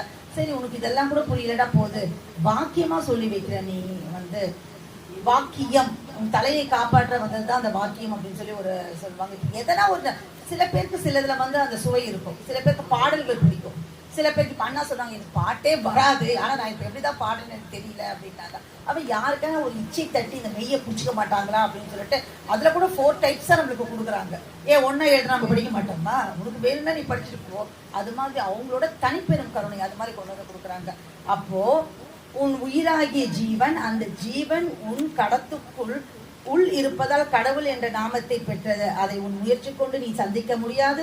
நாம் உன்மேல் வைக்கும் இரக்கத்தால் முடிஞ்சு போச்சு. அப்போ எது நம்மள சொர்க்கபதி வாழ்வு, அந்த பரமபத வாழ்வு யமன் கிட்ட இருந்து மீட்டோம்னா தெய்வத்தின் இரக்கம் தான், தெய்வத்தின் அன்பு தான். நம்ம அனுபவிக்கிறோம்ல, அது நம்ம சும்மா நம்ம சொல்லிட்டு திரியிறோம். நம்ம எங்க அன்பு வச்சோம்? பொண்டாட்டி புருஷன் பொண்டாட்டி, அம்மா அப்பா, மாமனார் மாமியார், குழந்தை, சித்தப்பா பெரியப்பா, நாத்தனா, இதுக்கெல்லாம் மீறி ஃப்ரெண்ட்ஸு, எதிர் வீட்டுக்கார, சீட்டு போட்டவன், காஃபி வாங்கி கொடுத்தவன், 10,000 ரூபாய் கடன் கொடுத்தவன், இதுக்கெல்லாம் அன்பு முடிஞ்சு போய் அப்புறம் இருந்தா தெய்வமே. அதுவும் அந்த கடவுள் வந்து எதனா கஷ்டம் கொடுத்தா உனக்கு கண்ணு இருக்குதா, எனக்கு பார்த்து தான் கஷ்டம் கொடுப்பியா, நீ இந்த நம்பி இருந்தனே அப்படின்னு சொல்லி நம்ம சொல்றோம். அது போராத போதைக்கு திட்டுறது வேற அப்படின்னு நம்ம கிடைச்சா மற்றவங்களை திட்டினா அவன் உடனே சண்டைக்கு வந்துடும், தெய்வம் ஒன்றும் வரப்போறது இல்லைன்னு சொல்லிட்டு. இப்படி இருக்க நம்ம மனுஷன் நம்மளே நம்ம நினைச்சு பார்த்துக்கணும். நம்ம எந்த தரத்துல இருக்கோம், நம்ம எங்க இருக்கோம், எங்க இருக்கிற நம்மள ஒரு சாணியா இருக்கவங்கள நம்ம பிள்ளையார பிடிச்சி வச்சிருக்காங்க தெய்வம் நம்மளுக்கு. நம்ம சாணியா இருந்தோம், விரட்டு தட்டி அடுப்புல வச்சுட்டு இருப்பாங்க. ஆனா அதை ஒரு பிள்ளையார பிடிச்சி வச்சு மற்றவங்க பார்த்து இவங்க மெய்வடியாம்பா, இவங்க வந்து நிறைய பேர் பார்த்தீங்கன்னா டக்குன்னு வந்து காலை தொட்டு கொடுத்துருவாங்க. நிறைய பேர் வந்துட்டு ஏன்னா இவங்க வந்து சாமியாருங்க, ஜீவமுக்தர்கள் அப்படின்னு சொல்லிட்டு. அப்போ அந்த உன்னதத்துல நம்ம மற்றவங்க பார்த்தாலும் ஒரு மரியாதையோட பார்க்கக்கூடிய அளவுக்கு நம்மளை ஏற்றி வச்சிருக்காங்கன்னா நம்ம எந்த ஒரு இடத்துக்கு போறது பெரிய விஷயம் இல்லை. சிஇஓ ஆயிட்டாருப்பா அவரு, இவர் வந்து ப்ரொஃபஸர் ஆயிட்டாரு, ஹெச்ஓடி வைஸ் சான்சலர் ஆயிட்டாரா, எதனா ஆயிட்டு போ, எது வரைக்கும் 58-60 வயசு வரைக்கும் தான், அதுக்கப்புறம் திரும்ப வந்துட தானே போறான். ஆனா எவரும் எட்ட முடியாத அந்த எல்லைக்கு எட்டி வச்சிருக்காங்கன்னா நீ போனது பெருசே இல்லை, நீ அந்த இடத்துக்கு தெய்வம் கொண்டு போய் வச்சது இல்லை, அங்க நிரந்தரமா இருக்க முடியுதா. எல்லாமே சொல்லுவாங்க. அந்த போஸ்ட் வந்தது 2 நாளுக்கு முன்னாடி கூட பார்த்தோம், அவர் வந்து டிரான்ஸ்ஃபர் பண்ணிட்டாங்க, 35 பேர் கூடோடு இடமாற்றம் அப்படின்றாங்க. ஒரு இடத்துல இருந்துட்டு ஏன் வேலை செய்யாம இருந்தாங்க, அவங்க செய்துதான் இருந்தாங்க. ஆனா அது மாதிரி ஒரு இடத்துக்கு போறது முக்கியம் இல்லை, அங்க ஸ்டேபிளா இருக்குமான்றதுதான் ரொம்ப முக்கியம். அப்ப அங்க இருக்கணும்னா அப்ப என்ன இருக்கணும்னா அந்த ஒழுக்கம் இருக்கணும். நான் கரெக்டா 45 வருஷம் ஒழுக்கம், இப்ப ரிட்டையர் ஆக போறேன், 2 நாளைக்கு முன்னாடி தாண்டி நான் 50 லட்சம் ரூபாய் எடுத்துட்டேன்னா விட்டுருவாங்க. நான் இவ்வளவு நாள் இருந்தேன் அப்படின்னு சொன்னா இறுதி பரியந்தம் வரை கடைசி வரைக்கும் நீ அந்த ஒழுக்கமா இருந்தா தான் அப்படியே ரிட்டையர் ஆக முடியும், இல்லைன்னா ஒரு பெனிஃபிட்டும் கிடைக்காது உங்களுக்கு. அது மாதிரி நம்ம இந்த மெயில நம்ம இப்ப இருக்கோம்னா தெய்வம் வந்து ஏறா நிலைமையை நம்மளை ஏற்றி வச்சிருக்காங்க. திரும்பவும் சொல்ற, சாணியா இருந்த நம்மள பிடிச்சி வச்சு மற்றவங்க நம்மள பிள்ளையாரா வணங்க அளவுக்கு நம்மள ஒரு உயர்ந்த எல்லையில கொண்டு போய் வச்சிருக்காங்கன்னா நம்ம திரும்ப சாணி ஆயிடக்கூடாது. அதே எல்லையில நம்ம இருக்கணும்னா நம்ம என்ன செய்யணும் அப்படின்னு சொன்னா தெய்வ சொல்படி கேட்கணும், தெய்வ அன்பை பெறணும். அந்த சொல்படி கேட்கணுன்றதே ஒரு தனி பதிவா இருக்கு நம்மளுக்கு. ஒண்ணுமே இல்லை, அவங்களோட என்ன சொன்னாங்களோ அதை செய்துட்டு போ அப்படிங்கிறது. அதுதான் நம்மளுக்கு கஷ்டமா இருக்குது. மற்ற வேலையெல்லாம் செய்துட்டு செய்யாம இருக்கோம், இவ்வளவு நாள் விட்டவங்க அது பரவாயில்ல, இனி நம்ம தொடர்ந்து செய்து போ அப்படின்னு என்ன சொல்லிட்டாங்க. அப்படி ஒண்ணுமே பெருசா சொல்லலையே நம்மளுக்கு. காலையில எழுந்துக்கோங்க, 16 தடவை மூல மந்திரம் எழுந்து சொல்லிட்டு போங்க. எத்தனை நிமிஷம் ஆகுது? 1.5 நிமிஷம் ஆகுது. 7 மணிக்கு மகா சங்கல்ப மந்திரம் சொல்லு. வீட்டை விட்டு வெளியே போறியா மூல மந்திரம் சொல்லு. குளிக்க போறியா சுத்தி பாலிப்புன்னு தலையில ஊத்திக்கோ. அப்புறம் வெளியே போயிட்டு வரையா கை கால் சுத்தி பண்ணிட்டு திரும்ப மூல மந்திரம் சொல்லு. ஒரு நாள் நூல் படி, 1/2 மணி நேரம் படி, இல்லை ஒரு வாக்கியம் படி. அதுக்கப்புறம் என்ன சொல்றாங்க, தூங்குறதுக்கு போக 16 தடவை மூல மந்திரம் சொல்லு. வணக்கங்களை பண்ணு, 6 மணிக்கு 12 மணிக்கு வணக்கங்கள் பண்ணு அப்படின்னு சொல்றாங்க. அதுக்கப்புறம் வந்துட்டு என்ன சொல்றாங்க, மற்றவங்களை வந்து சகோதரி நமக்கு தேவை ஒரே ஒரு மாணாக்கன் தான் இருக்காங்க, 10 பேரா இருக்காங்க. ஏன்னா நீ ஒரு அதாவது தெய்வம் ஒரு இடத்துல சொல்றாங்க, டைம் ஆயிடுச்சா, தெய்வம் ஒரு இடத்துல சொல்றாங்க அவங்களோட அங்கஸ்திரம் கீழே விழுந்துட்டு இருக்கு, அது எடுத்து கண்ணில் ஒத்திட்டு எப்படி கொடுக்குறாங்களா, அப்படி பார்த்தாங்கன்னா தெய்வம் சொல்றாங்களா, டேய் என் திருமேனில இருந்த ஒரு துண்டு அங்கஸ்தரம் கீழே விழுந்து எடுத்து கண்ணுல ஒத்திக்கிறியே, அப்போ சகோதரனை போய் நீ குறை சொல்றியே, அவ ஏன் அங்கம் இல்லையா, அதை போய் என் கூட திருமணி பட்டதுக்காகவே அந்த அங்கஸ்தருக்கு அவ்வளோ மரியாதை கொடுக்குற, கண்ணில் ஊத்திக்கிறேன்னா ஒவ்வொரு ஜீவ சகோதரியும் நான் அங்கங்களா வச்சிருக்கேன், அங்க தான் என் பிள்ளைங்க. அப்ப அவங்க மாதிரி சண்டை போட்டு பஞ்சாயத்துக்கு என் முன்னாடி வந்து நிற்கிறேன், இது எப்படி நியாயம்னு கேட்டாங்களாம். அப்போ நம்ம என்ன கேட்க, எனக்கு தேவை ஒரே ஒரு மாணாக்கன் தான் அப்படின்றாங்க. நீங்க எல்லாம் ஒட்டுக்கா இருக்கணும், ஒன்னா இருக்கணும், அதாவது குறை சொல்லாதீர்கள் அப்படின்னு சொல்றாங்க. அப்புறம் வந்து நம்மளுக்கு மந்திரங்கள் எடுத்து வச்சிருக்காங்க, மகாசகல்ப மந்திரம் சொல்றாங்க. அதுதான் உன்னோட ஜீவ முக்திக்குன்னு சொல்றாங்க. தூள முக்தி நமக்கு மட்டும் ஒரு ஸ்பெஷாலிட்டி என்ன அப்படி நெய்வழியில் என்ன, அந்த ஜீவ முக்தியோட சேர்த்து இந்த தூள முக்தி இது வரைக்கும் யாருமே சொல்லாதது. அப்படிதான், அதுதான் தீர்க்க தரிசனங்கள்லாம் எழுதுறாங்களா. அவங்க என்ன பலன் கருதி கேட்டால் அவங்களுக்கு ஒரு பலன் இருக்கு. அவங்க இப்ப ஜீவ தேகத்தில் இருக்காங்க, அவங்களுக்குலாம் தூளம், அதுதான் தெய்வம் உத்தரப்பட்டாங்க.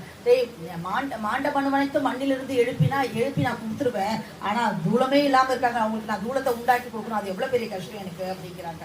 அப்போ அவங்க எதை கருதி எழுதியிருக்காங்க இந்த தீர்க்க தரிசனம், அவங்களுக்குலாம் அந்த தூளம் கிடைக்கும், தூள முக்தி கிடைக்கணும். அதுக்காக தான் அந்த தீர்க்க நானும் எழுதியிருக்கேன், நானும் இந்த தெய்வத்தின் நினைவிலே இருக்கணும், அவங்க அந்த ஞாபகத்தில் இருக்கணுங்கிறதுக்காக அவங்க எழுதியிருக்காங்க. அப்புறம் வேற என்ன சொல்றாங்க, நீங்களும் ஒரு பாயிண்ட் சொல்லுங்க, நானே பேசிட்டு இருக்கேன். வேற என்ன சொல்றாங்க, குற்றம் பார்க்க கூடாதுன்றாங்க, ஒரே மாணாக்கள் இருக்கணும்னாங்க, வணக்கங்களை தவறாம பண்ணணுன்றாங்க. வேற என்னென்ன சொல்றாங்க, தெய்வ உத்தரப்படி தெய்வ சொல்படி நடக்கணும். சாலை சுரேஷ் கோவிந்தா சொல்லுங்க, நீங்க தான் சொல்லுங்க. அதுதான் அழிவு வேண்டுமா அழியாமை வேண்டுமா, அழியாமை தானே வேண்டும், சரி அது வேண்டும் என்றால் இருந்தால் நீ என் சொற்படி நட, வேறு ஒன்றையும் நினைக்காது, அவ்வளவுதான். திரும்பாதே, உயிர்ப்பிடியாய் உன் உள்ளத்தில் இருந்தால் போதும், சர்வமும் ஜெயமே, நினைத்தது தொட்டது அவ்வளவு ஜெயமே.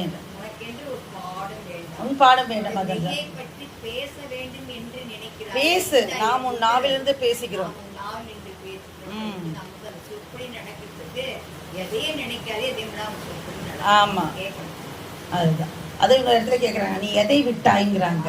நீ எதை விட்ட, ருசியை விட்ட, எதை விட்ட, ஒண்ணுமே விக்கலையே, தூக்கத்தை விட்டியா, நீ ஒண்ணுமே வைக்கலையா, உனக்கு அப்படியே நம்ம கொடுக்குறேன் வாங்கிக்கோ அப்படின்னு சொன்னா கூட நீ வாங்க மாட்டியே அப்படின்னு சொன்னாது.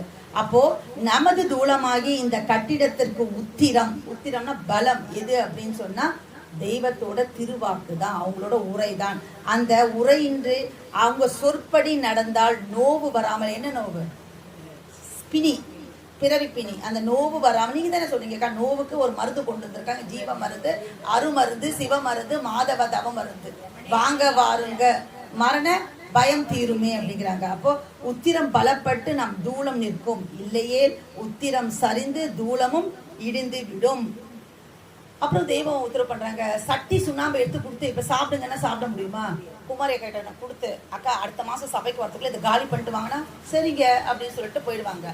அக்கா நீங்க இப்ப அரை மணி நேரத்துல நீங்க சாப்பிட்டுதான் ஆகணும், முடியுமா, முடியவே முடியாது. அதேதான், தூக்கத்தை சடார்னு குறைக்க முடியாது, நீ கொஞ்சம் கொஞ்சமா பழகணும். ஒரு நாள் மூச்சு நைட் 12 வரைக்கும், அடுத்த நாள் சாட்சியில உனக்கே தெரியாம நைட் 12 காலைல 4:30 எழுதுனா இதெல்லாம் சாத்தியமா. எங்க வீட்டுல எல்லாம் சொல்லுவாங்க, சாலையில் இருக்கவங்களுக்கு பரவாயில்ல, அது மத்தியானத்துலாம் தூங்கிடுறாங்க, வேலை போறவங்களுக்கு எப்படி பண்ண முடியும் அதெல்லாம் நம்மளுக்கு அப்படின்னு சொல்லுவாங்க. அதுதான், எந்நேரமும் ஆசானை ஒட்டி அதே எண்ணமாக இருங்கள், அவர்கள் தயவால், அதாவது அவங்க தயவை பெற்று இருங்கள், காப்பாற்ற பெறுவீர்கள். மூலமந்திரம் ஓயாமல் திரும்பி திரும்பி சொல்லிக் கொண்டே இருக்க வேண்டும். இது வேறே உலகம், இது சத்திய உலகம், வெளி உலகம் கெட்டு போச்சு. நாம இருக்கிறதுல எந்த உலகத்துல இருக்கோம், அது மாதிரி மக்களுக்கு மத்தியில இருக்கோம். அப்ப நம்ம எவ்வளோ உஷாரா இருக்கணும். அதுதான் சொல்லுவாங்க, இப்ப வந்து கோவில்ல இவரு பூசாரி வந்து உத்தமமா இருக்காருன்னா அது பெரிய விஷயம் இல்லை. அந்த அராக் ஷாப்ல அந்த கல்லு விற்கிறவன் குடிக்காம இருந்தா அது பெரிய விஷயம் தான், ஏன்னா அதுலயே புழங்குறான் அவன். அப்படியும் அவன் இல்லாம இருந்தா பெரிய விஷயம். கோவில் பூசாரிக்கு கெட்டு போக வாய்ப்பே இல்லையே, நீ இருக்கிறது இடமே புனிதமான இடம் தானே அப்படின்னு சொல்லுவாங்க. அதுதான், அப்போ நம்ம வந்து இருக்கிற இடம் அது மாதிரி. இந்த எந்த உலகத்துல இருக்கோம், இந்த உலகத்துல இருக்கோம், அந்த கலி உலகத்துல இருக்கோம், அங்க எவ்வளவு உஷார்த்தனமா இருக்கும்னா அப்ப நம்மளுக்கு ஒரே ஒரு பிடிதான், அது தெய்வ பலம். அந்த தெய்வ துணையை தேடிக்கொள்ளுங்கோ என்கிறோம். நம்ம தேடிட்டோம். சதா ஈசன், அதாவது சுவையே செவிகளுக்கு விருந்தளித்து வந்தால் சுவாசம் கட்டுப்பட்டு நிஷ்டையும் தவத்திற்கும் வழி பிறக்கும். அதுதான் செவி உணவு. அப்போ 3 உணவு சொல்றாங்க. ஒன்று வந்து வாய் உணவு. இப்போ எல்லாம் ரெடியா இருக்காங்க, டைம் ஆயிடுச்சு. இப்போ அடுத்தது வந்து பசிப்பாடு, வாய் உணவு, அடுத்தது செவி உணவு, அடுத்தது ஜீவ உணவு. 3 உணவு நம்மளுக்கு. ஜீவாவி உண்ணுதற்கே சீர்மரல் மனம் படைத்தான். சும்மா பூவை நீ மோந்து பார்க்கறதுக்காக படைக்கலடா, ஜீவனுக்கு இந்த ஒரு வேலை. இப்போ இன்னும் அரை மணி நேரம் லேட் ஆச்சுன்னா எல்லாம் அவ்வளோதான். போதும்மா நிப்பாட்டி நீ பேசினதை நினைவாங்க, ஏன்னா பசி வந்துருச்சு. ஆனால் அந்த ஜீவனுக்கு நீ உணவு கொடுக்குறியா? கொடுக்கவே மாட்டேங்கிறியே. செவி உணவு கொடுத்தாதான் நான் ஜீவ குழந்தை வனப்பேறும் அப்படின்றாங்க. அதுக்காக தான் மாதத்துக்கு ஒரு நாளானா நம்மளாம் இங்கே பூண்டி பங்கிட்டு அந்த ஜீவ குழந்தையை வளர்க்கறது. மாதத்துக்கு ஒரு தடவை அந்த சாப்பாடு போட்டு அதை இது மாதிரி நம்ம மாதத்துக்கு ஒரு சாப்பாடுன்னு பழகிறோம் அந்த குழந்தையேட்டு. கூடிய சீக்கிரம் ஃபோர்ட்நைட் சபையாக மாற்றணும். தெய்வ அருள் இருந்தால் அது என்னோட ரொம்ப நாளோட எண்ணம். முத்தாய்ப்பா நம்ம சொல்றது என்ன அப்படின்னு சொன்னா நிறைய இருக்கு, நிறைய பேசிட்டே இருக்கலாம். அப்போ மனுவை ஈசன் ஆக்குகிற திருச்சந்நிதியில் உனக்கு 3 பத்தியம் வேணும். ஒண்ணு, தெய்வத்திடத்தில் சத்தியமே பேசுதல், அங்க போய் பேசக்கூடாது. அடுத்தது, குத்தி எண்ணம் வராமல் இருத்தல், பரிசுத்த ஒழுக்கத்தோடு நடந்து கொள்ளுதல். இது 3 நம்மளுக்கு இருக்கணும். 2 விஷயம் தான் இந்த மெயில, 2 விஷயம் தான். எக்கோடி காலமேனும் மீளா நரக அவஸ்தைக்கு ஆளாகப்படாதே. நரகத்துக்கு போயிடக்கூடாதுன்னு நினைச்சு பயந்தானா மெய்வெடிக்கு வா. இல்ல சொர்க்கத்துக்கு போகணும்னு ஆசைப்பட்டுட்டா ஏதோ நீ எந்த கேட்டகிரியாவனா இருக்கு. அதாவது நரகம் போய் மாட்டி அங்க அவஸ்தைப்படக்கூடாது. எக்கோடி கால நரகம், இன்னைக்கு நாளைக்கு சாதாரண ஜெயில் போனா கூட நன்னடத்தை காரணமாக 7 வருஷம் கழிச்சு அனுப்பிடுறேன், காந்தி ஜெயந்திக்கு அனுப்புறேன்னு அனுப்புவாங்க. எல்லாம் அதுக்கு வாய்ப்பே இல்லை. மீளா நரகம் அதுக்கு தான். அதாவது அந்த நரகத்துக்கு பயந்து மெய்வெடிக்குவா. இல்ல அந்த சொர்க்கத்தை நினைச்சு பாரு, அந்த மனத்தை நினைச்சு பாரு, அந்த சுவர்ண தேகத்தை நினைச்சு பாரு. அதை நினைச்சாச்சும் இந்த மெய்வழிக்கு வா அப்படின்னு சொல்லி தெய்வம் நம்மள கூப்பிடுறாங்க. சதா, எப்பவுமே சதா சதா சத்திய ஒட்டுதல் நீ இருக்க வேண்டும். எமது ஆண்மை பிறந்த அந்த க்ஷணமே உன் எண்ணம் அந்த முகமாக திரும்பி விட வேண்டும். அடுத்த மூச்சு வீணாக ஓடப்படாது. அப்படி ஓடினால் எம்மை அவமானப்படுத்திய குற்றம் வெறுப்பு உன்மேல் வரும். எம்முடைய திருவாக்கு ஒரு தீ, அது ஒரு கூர் ஆயுதம் என்று நீ நினைத்தால் ஒழிய அதன்படி சடால் என்று பாய வராது. நீ எம்மை நோக்கி 1 எட்டு எடுத்து வைத்தால் உண்மை நோக்கி நான் 3 எட்டு எடுத்து வைக்கும் காலம் இது. அப்போ இது எவ்வளவு பேரு ஒரு வசந்த காலம் இது. அப்போ இந்த தெய்வச்சாலை, அதுதான் திரும்ப சொல்றாங்க, இந்த தெய்வச்சாலை எல்லோருடைய தாகத்தையும் தணிக்கின்ற தடாகமாகும். ஒரு சாதிக்கோ ஒரு மதத்திற்கோ சொந்தமன்று. மனித உடல் எடுத்துள்ள சர்வத்திராளுக்கும், இங்க ரொம்ப அழுத்தம் திருத்தமா சொல்லணும். தெய்வம் யதார்த்த நன்மனத்தினர் யாராக இருந்தாலும் சேர்ந்து தேவ பிறப்பிலே பிறந்து ஆகி கொள்வதற்கு ஆண்டவர்களின் ஆசீர்வாதம். இதை ஒருத்தர் நம்ம கையில பத்திரம் பண்ணி பத்திரமா வச்சுக்கணும். ஏன்னா இது மட்டும் இல்லைன்னா இன்னைக்கு நம்மளுக்கு என்னன்னா ஒரு அத்தாரிட்டேட்டிவ் வேர்ஷன் கொடுத்துட்டு போயிருக்காங்க தெய்வம். இல்லைன்னா நம்ம வரக்கூடாதுன்னு நம்ம என்ன பண்ண முடியும்? தெய்வம் சொல்லியிருக்காங்க, எங்களுக்கு இந்த பத்திரம் கொடுத்துருக்காங்க, இதை பத்திரமா நாங்க வச்சிருக்கோம். யதார்த்த நன்மனத்தினர் யாராக இருந்தாலும் சேர்ந்து தேவ பிறப்பிலே பிறந்து ஆகி கொள்வதற்கு ஆண்டவர்களின் ஆசீர்வாதம்ன்றாங்க. இந்த தடாகம் எல்லோருடைய தாகத்தையும் தீர்க்கும், தணிக்கின்ற தடாகமாகும். ஒரு ஜாதிக்கோ ஒரு மதத்துக்கோ சொந்தம் அன்று. மனித உடல் எடுத்துள்ள, நம்ம மனித உடல் தானே எடுத்திருக்கோம். மனிதரிலும் பறவை உண்டு, மரம் உண்டு, விலங்குண்டு, ஜாதி உண்டு, அநேக குல மனிதர் உண்டு, மனிதரிலும் வானவராய் வருதுண்டு அப்படின்னு சொல்ற நம்ம மனுஷர்களா இருக்கணும். முதல்ல அதை நம்ம கன்ஃபார்ம் பண்ணிக்கணும். நம்ம மனிதர் உடல் வச்சு பாக்குறத மனிதனா இருந்தா போதாது. அந்த நான் சொன்ன கதை மாதிரி எளிய புளியா மாத்தினாலும் அது பருந்துக்கு பயனா தெய்வம் என்ன பண்ண முடியும்? அவங்க மாத்திதான் வைக்க முடியும். நம்மளுக்கு 6ஆம் பிறப்பில எடுத்து நீ வீணா போயிடக்கூடாது என்று 7ஆம் பிறப்பிலும் எடுக்கணும் அப்படின்றாங்க. அவங்க நம்ம பிறப்பிக்க வைக்கிறாங்க. இப்ப பிறந்துனே இருக்கும். தெய்வ வாக்கியத்தை என்னைக்கு நம்ம பேசிட்டு இருக்கோமோ, நீங்க கேட்டுட்டு இருக்கீங்களோ, இப்ப நம்ம பிறந்துட்டு தான் இருக்கோம். ஒரு நிமிஷம் கூட நம்ம தெய்வத்தை பார்க்கலையே, தெய்வம் பெண்ணியே, தெய்வம் தவத்துக்கு போயிருக்காங்களே, அவங்க பார்த்துட்டவங்க பாக்கியமான, பார்த்தவங்க பாக்கியமான, அதை பத்தி நம்ம ஒன்றும் பேசலாம். ஆனா பார்க்கல வருத்தம் இருக்கக்கூடாது. எப்போ நம்ம தெய்வ வாக்கியங்களை திருவாக்க ஒளிநாடாவில் கேட்டுட்டு இருக்கோமே, போட்டுட்டு இருக்குமே, கேட்டுட்டு இருக்குமே, நமக்காக தான் அவங்க பாடுபடாங்க உட்கார்ந்துருக்காங்கன்ற அதாவது எல்லளவு சந்தேகமும் நம்மளுக்கு இருக்கக்கூடாது. அப்படி இருந்தா நம்ம தெய்வத்தை நம்ம அவங்க சொன்னதை நம்பல. நாடு அவங்க பெருந்தவத்துக்கு போயிருக்காங்க, கன்னி விராட் தவழ்த்திருக்காங்க, நம்மளுக்காக பாடுபட்டிருக்காங்க, நம்ம யுகத்தை ஆக்க போறாங்க, புது உலகம் படைக்க போறாங்க, அப்ப வர போறாங்க, நமக்காக பாடுபட்டிருக்காங்க. அப்போ நம்ம பார்க்கணுன்ற அவசியம் இல்லை. கண்டு விசுவாசித்தவர்கள் காணாத விசுவாசித்த பாக்கியசாலிகள் நம்மளுக்கு. ராமன் காட்டுக்கு போனா அது அவங்க அப்பா உத்தரவு, அவன் போகணுன்றது தலைவிதி. ஆனா லக்ஷ்மணன் போனங்கிறது அவனுக்கு போகணும்னு அவசியம் இல்லை. ஆனா அவன் போனா பாருங்க, அது மாதிரிதான் நாம இன்னைக்கு நம்ம நமக்கு அவங்கள பிடிச்சிட்டு நம்மளுக்கு அந்த நம்பிக்கையில நம்ம போறோம் அப்படின்னு சொன்னா அது என்ன நம்பிக்கை இருக்கணும்னா அது திரும்ப அதே தான். மெய்வழியை தெரிந்து கொண்டால் மட்டும் போதுமானா போதவே போதாது. ஆனால் அதை தெரிஞ்சு கொள்றது முதல் படி. அப்படின்னா முதல் படியில போனா மட்டும் நினைச்ச ஊர் போய் சேர முடியாது. அக்கா நீங்க திருச்சி போறீங்க, எப்படி போறீங்க? ட்ரெயின்ல போறீங்க. எங்க போறீங்க? ராக்ஃபோர்ட் போறீங்க. எங்கக்கா இருக்கீங்க? Railway station. அக்கா 10:45 ட்ரெயின், 11:45 ட்ரெயினுக்கா, மணி 1 நான் ரயில்வே ஸ்டேஷன் தான் இருக்கேன்க்கா. காலைல 5 மணிக்கு போயிடுவேன்க்கா. நீங்க ட்ரெயினே ஏறிட்டு தானே போயிருக்க முடியும்க்கா. ஆனா திருச்சி ட்ரெயின் டிக்கெட் போட்டிருக்காங்க, ரயில்வே ஸ்டேஷன் வந்திருக்காங்க, ட்ரெயின் உள்ள ஏறல அவங்க. அப்ப என்ன? ஆனா என்ன சொல்றாங்க, ஊரெல்லாம் என்ன சொல்லிட்டு வந்துட்டாங்க, நான் திருச்சிக்கு போறேன்னு சொல்லிட்டு வந்துட்டாங்க. அவங்க பையன் கொண்டு வந்து விட்டது எக்மோர்ல தான் விட்டுருக்காரு. பிளாட்ஃபார்ம் என்ன கரெக்டா வந்துருச்சு. ஆனா என்ன பண்ணிட்டாங்கன்னா அதுல ஏறல அவங்க. இன்னைக்கு பல மக்கள் அப்படிதான், நான் மேவடிக்கு போறேன்னு போறாங்க, சாலைக்கு வரேன்னு பஸ்ல ஏறி வராங்க, இடம் வாங்குறாங்க, நிலம் வாங்குறாங்க, நீர் வாங்குறாங்க, ஏமாந்து போறாங்க. பல சைத்தான்கள் கிட்ட எல்லாம் நடக்குது. ஆனா இறைவனோட அன்பை பெற்றாங்கன்னா, எனக்கு உனக்கு எப்படி தெரியும் இது பெற்றாங்களா இல்லையானா அப்படின்னு எனக்கு தெரியாது. அப்படி பெறாம போயிடக்கூடாதே என்ற ஒரு ஆதங்கம் மக்களை இல்ல. தெய்வம் தரோவா நம்மளுக்கு தெரிஞ்சுக்கணும். நிறைய இப்ப முன்ன காலம் மாறி இல்லை. முன்ன காலத்துல எல்லாம் பாத்தீங்கன்னா நான்லாம் பயங்கர ஆதங்கமா இருக்கும். நம்ம சொக்கலிங்க மாமா இருப்பாங்க, கோபி மாமா இருப்பாங்க, நம்மளோட வைத்தியர் மாமா இருப்பாங்க, சிவசர்வானந்தர் மாமா இருப்பாங்க. எல்லாருமே வந்துட்டு கேட்டுட்டே இருப்பேன். அப்ப அவங்க சொல்லுவாங்க, நூலை படிமா அப்படின்பாங்க. நமக்கு தான் படிக்கலன்னு தெரியுது, இவங்க சொன்னாதான் என்ன தெரிஞ்ச விஷயத்த அப்படின்னு சொல்றாங்க. தெய்வம் கொடுக்காத ஒரு விஷயமே இல்லை. ஒரு முத்து இங்க இருக்கும், இன்னொரு முத்து இன்னொரு அல்லையில் இருக்கும். அதை எடுத்து நீ மாலையாக்கி நீ எடுத்துட்டேன்னா தெய்வம் உனக்கு மாலையா அதை அனுப்பிச்சிருவாங்க. ஆனா நீ அதுக்கு நேரம் கொடுக்கவில்லை. எது எதற்கோ எல்லாம் உங்களுக்கு நேரம் இருக்கிறது. ஆனால் இந்த நெய்யை கேட்பதற்கு மட்டும் உங்க நேரம் இல்லை. எழுந்திருங்கள், நேரமாகி விட்டது. சோத்து பானைக்குள் இருப்பதை உங்கள் தோல் பானைக்குள் போட்டுக் கொள்ளுங்கள் அப்படின்னு சொல்லி தெய்வம் உத்தரவு பண்ணுவாங்க. அது மாதிரி நம்ம என்னன்னா மெய்வழி பற்றி தெரிந்து கொண்டால் மட்டும் போதுமா? சத்தியமாக நிச்சயமாக போதாது. தெய்வ சொல்படி நடக்கணும். எது வரைக்கும் நடக்கணும்? இறுதி பரியந்த வரும் நடக்கணும். அப்போ யாருக்கு அந்த பரமபத வாழ்வு அப்படி என்றால் நிலைத்து நின்றவர்களுக்கு நிச்சயமாய் வாய்க்கும் வரமான அந்த சொர்க்கபதி வாழ்வு. முக்தி பேருரை மீண்டும் மீண்டும் தொடரும். நமஸ்காரம்.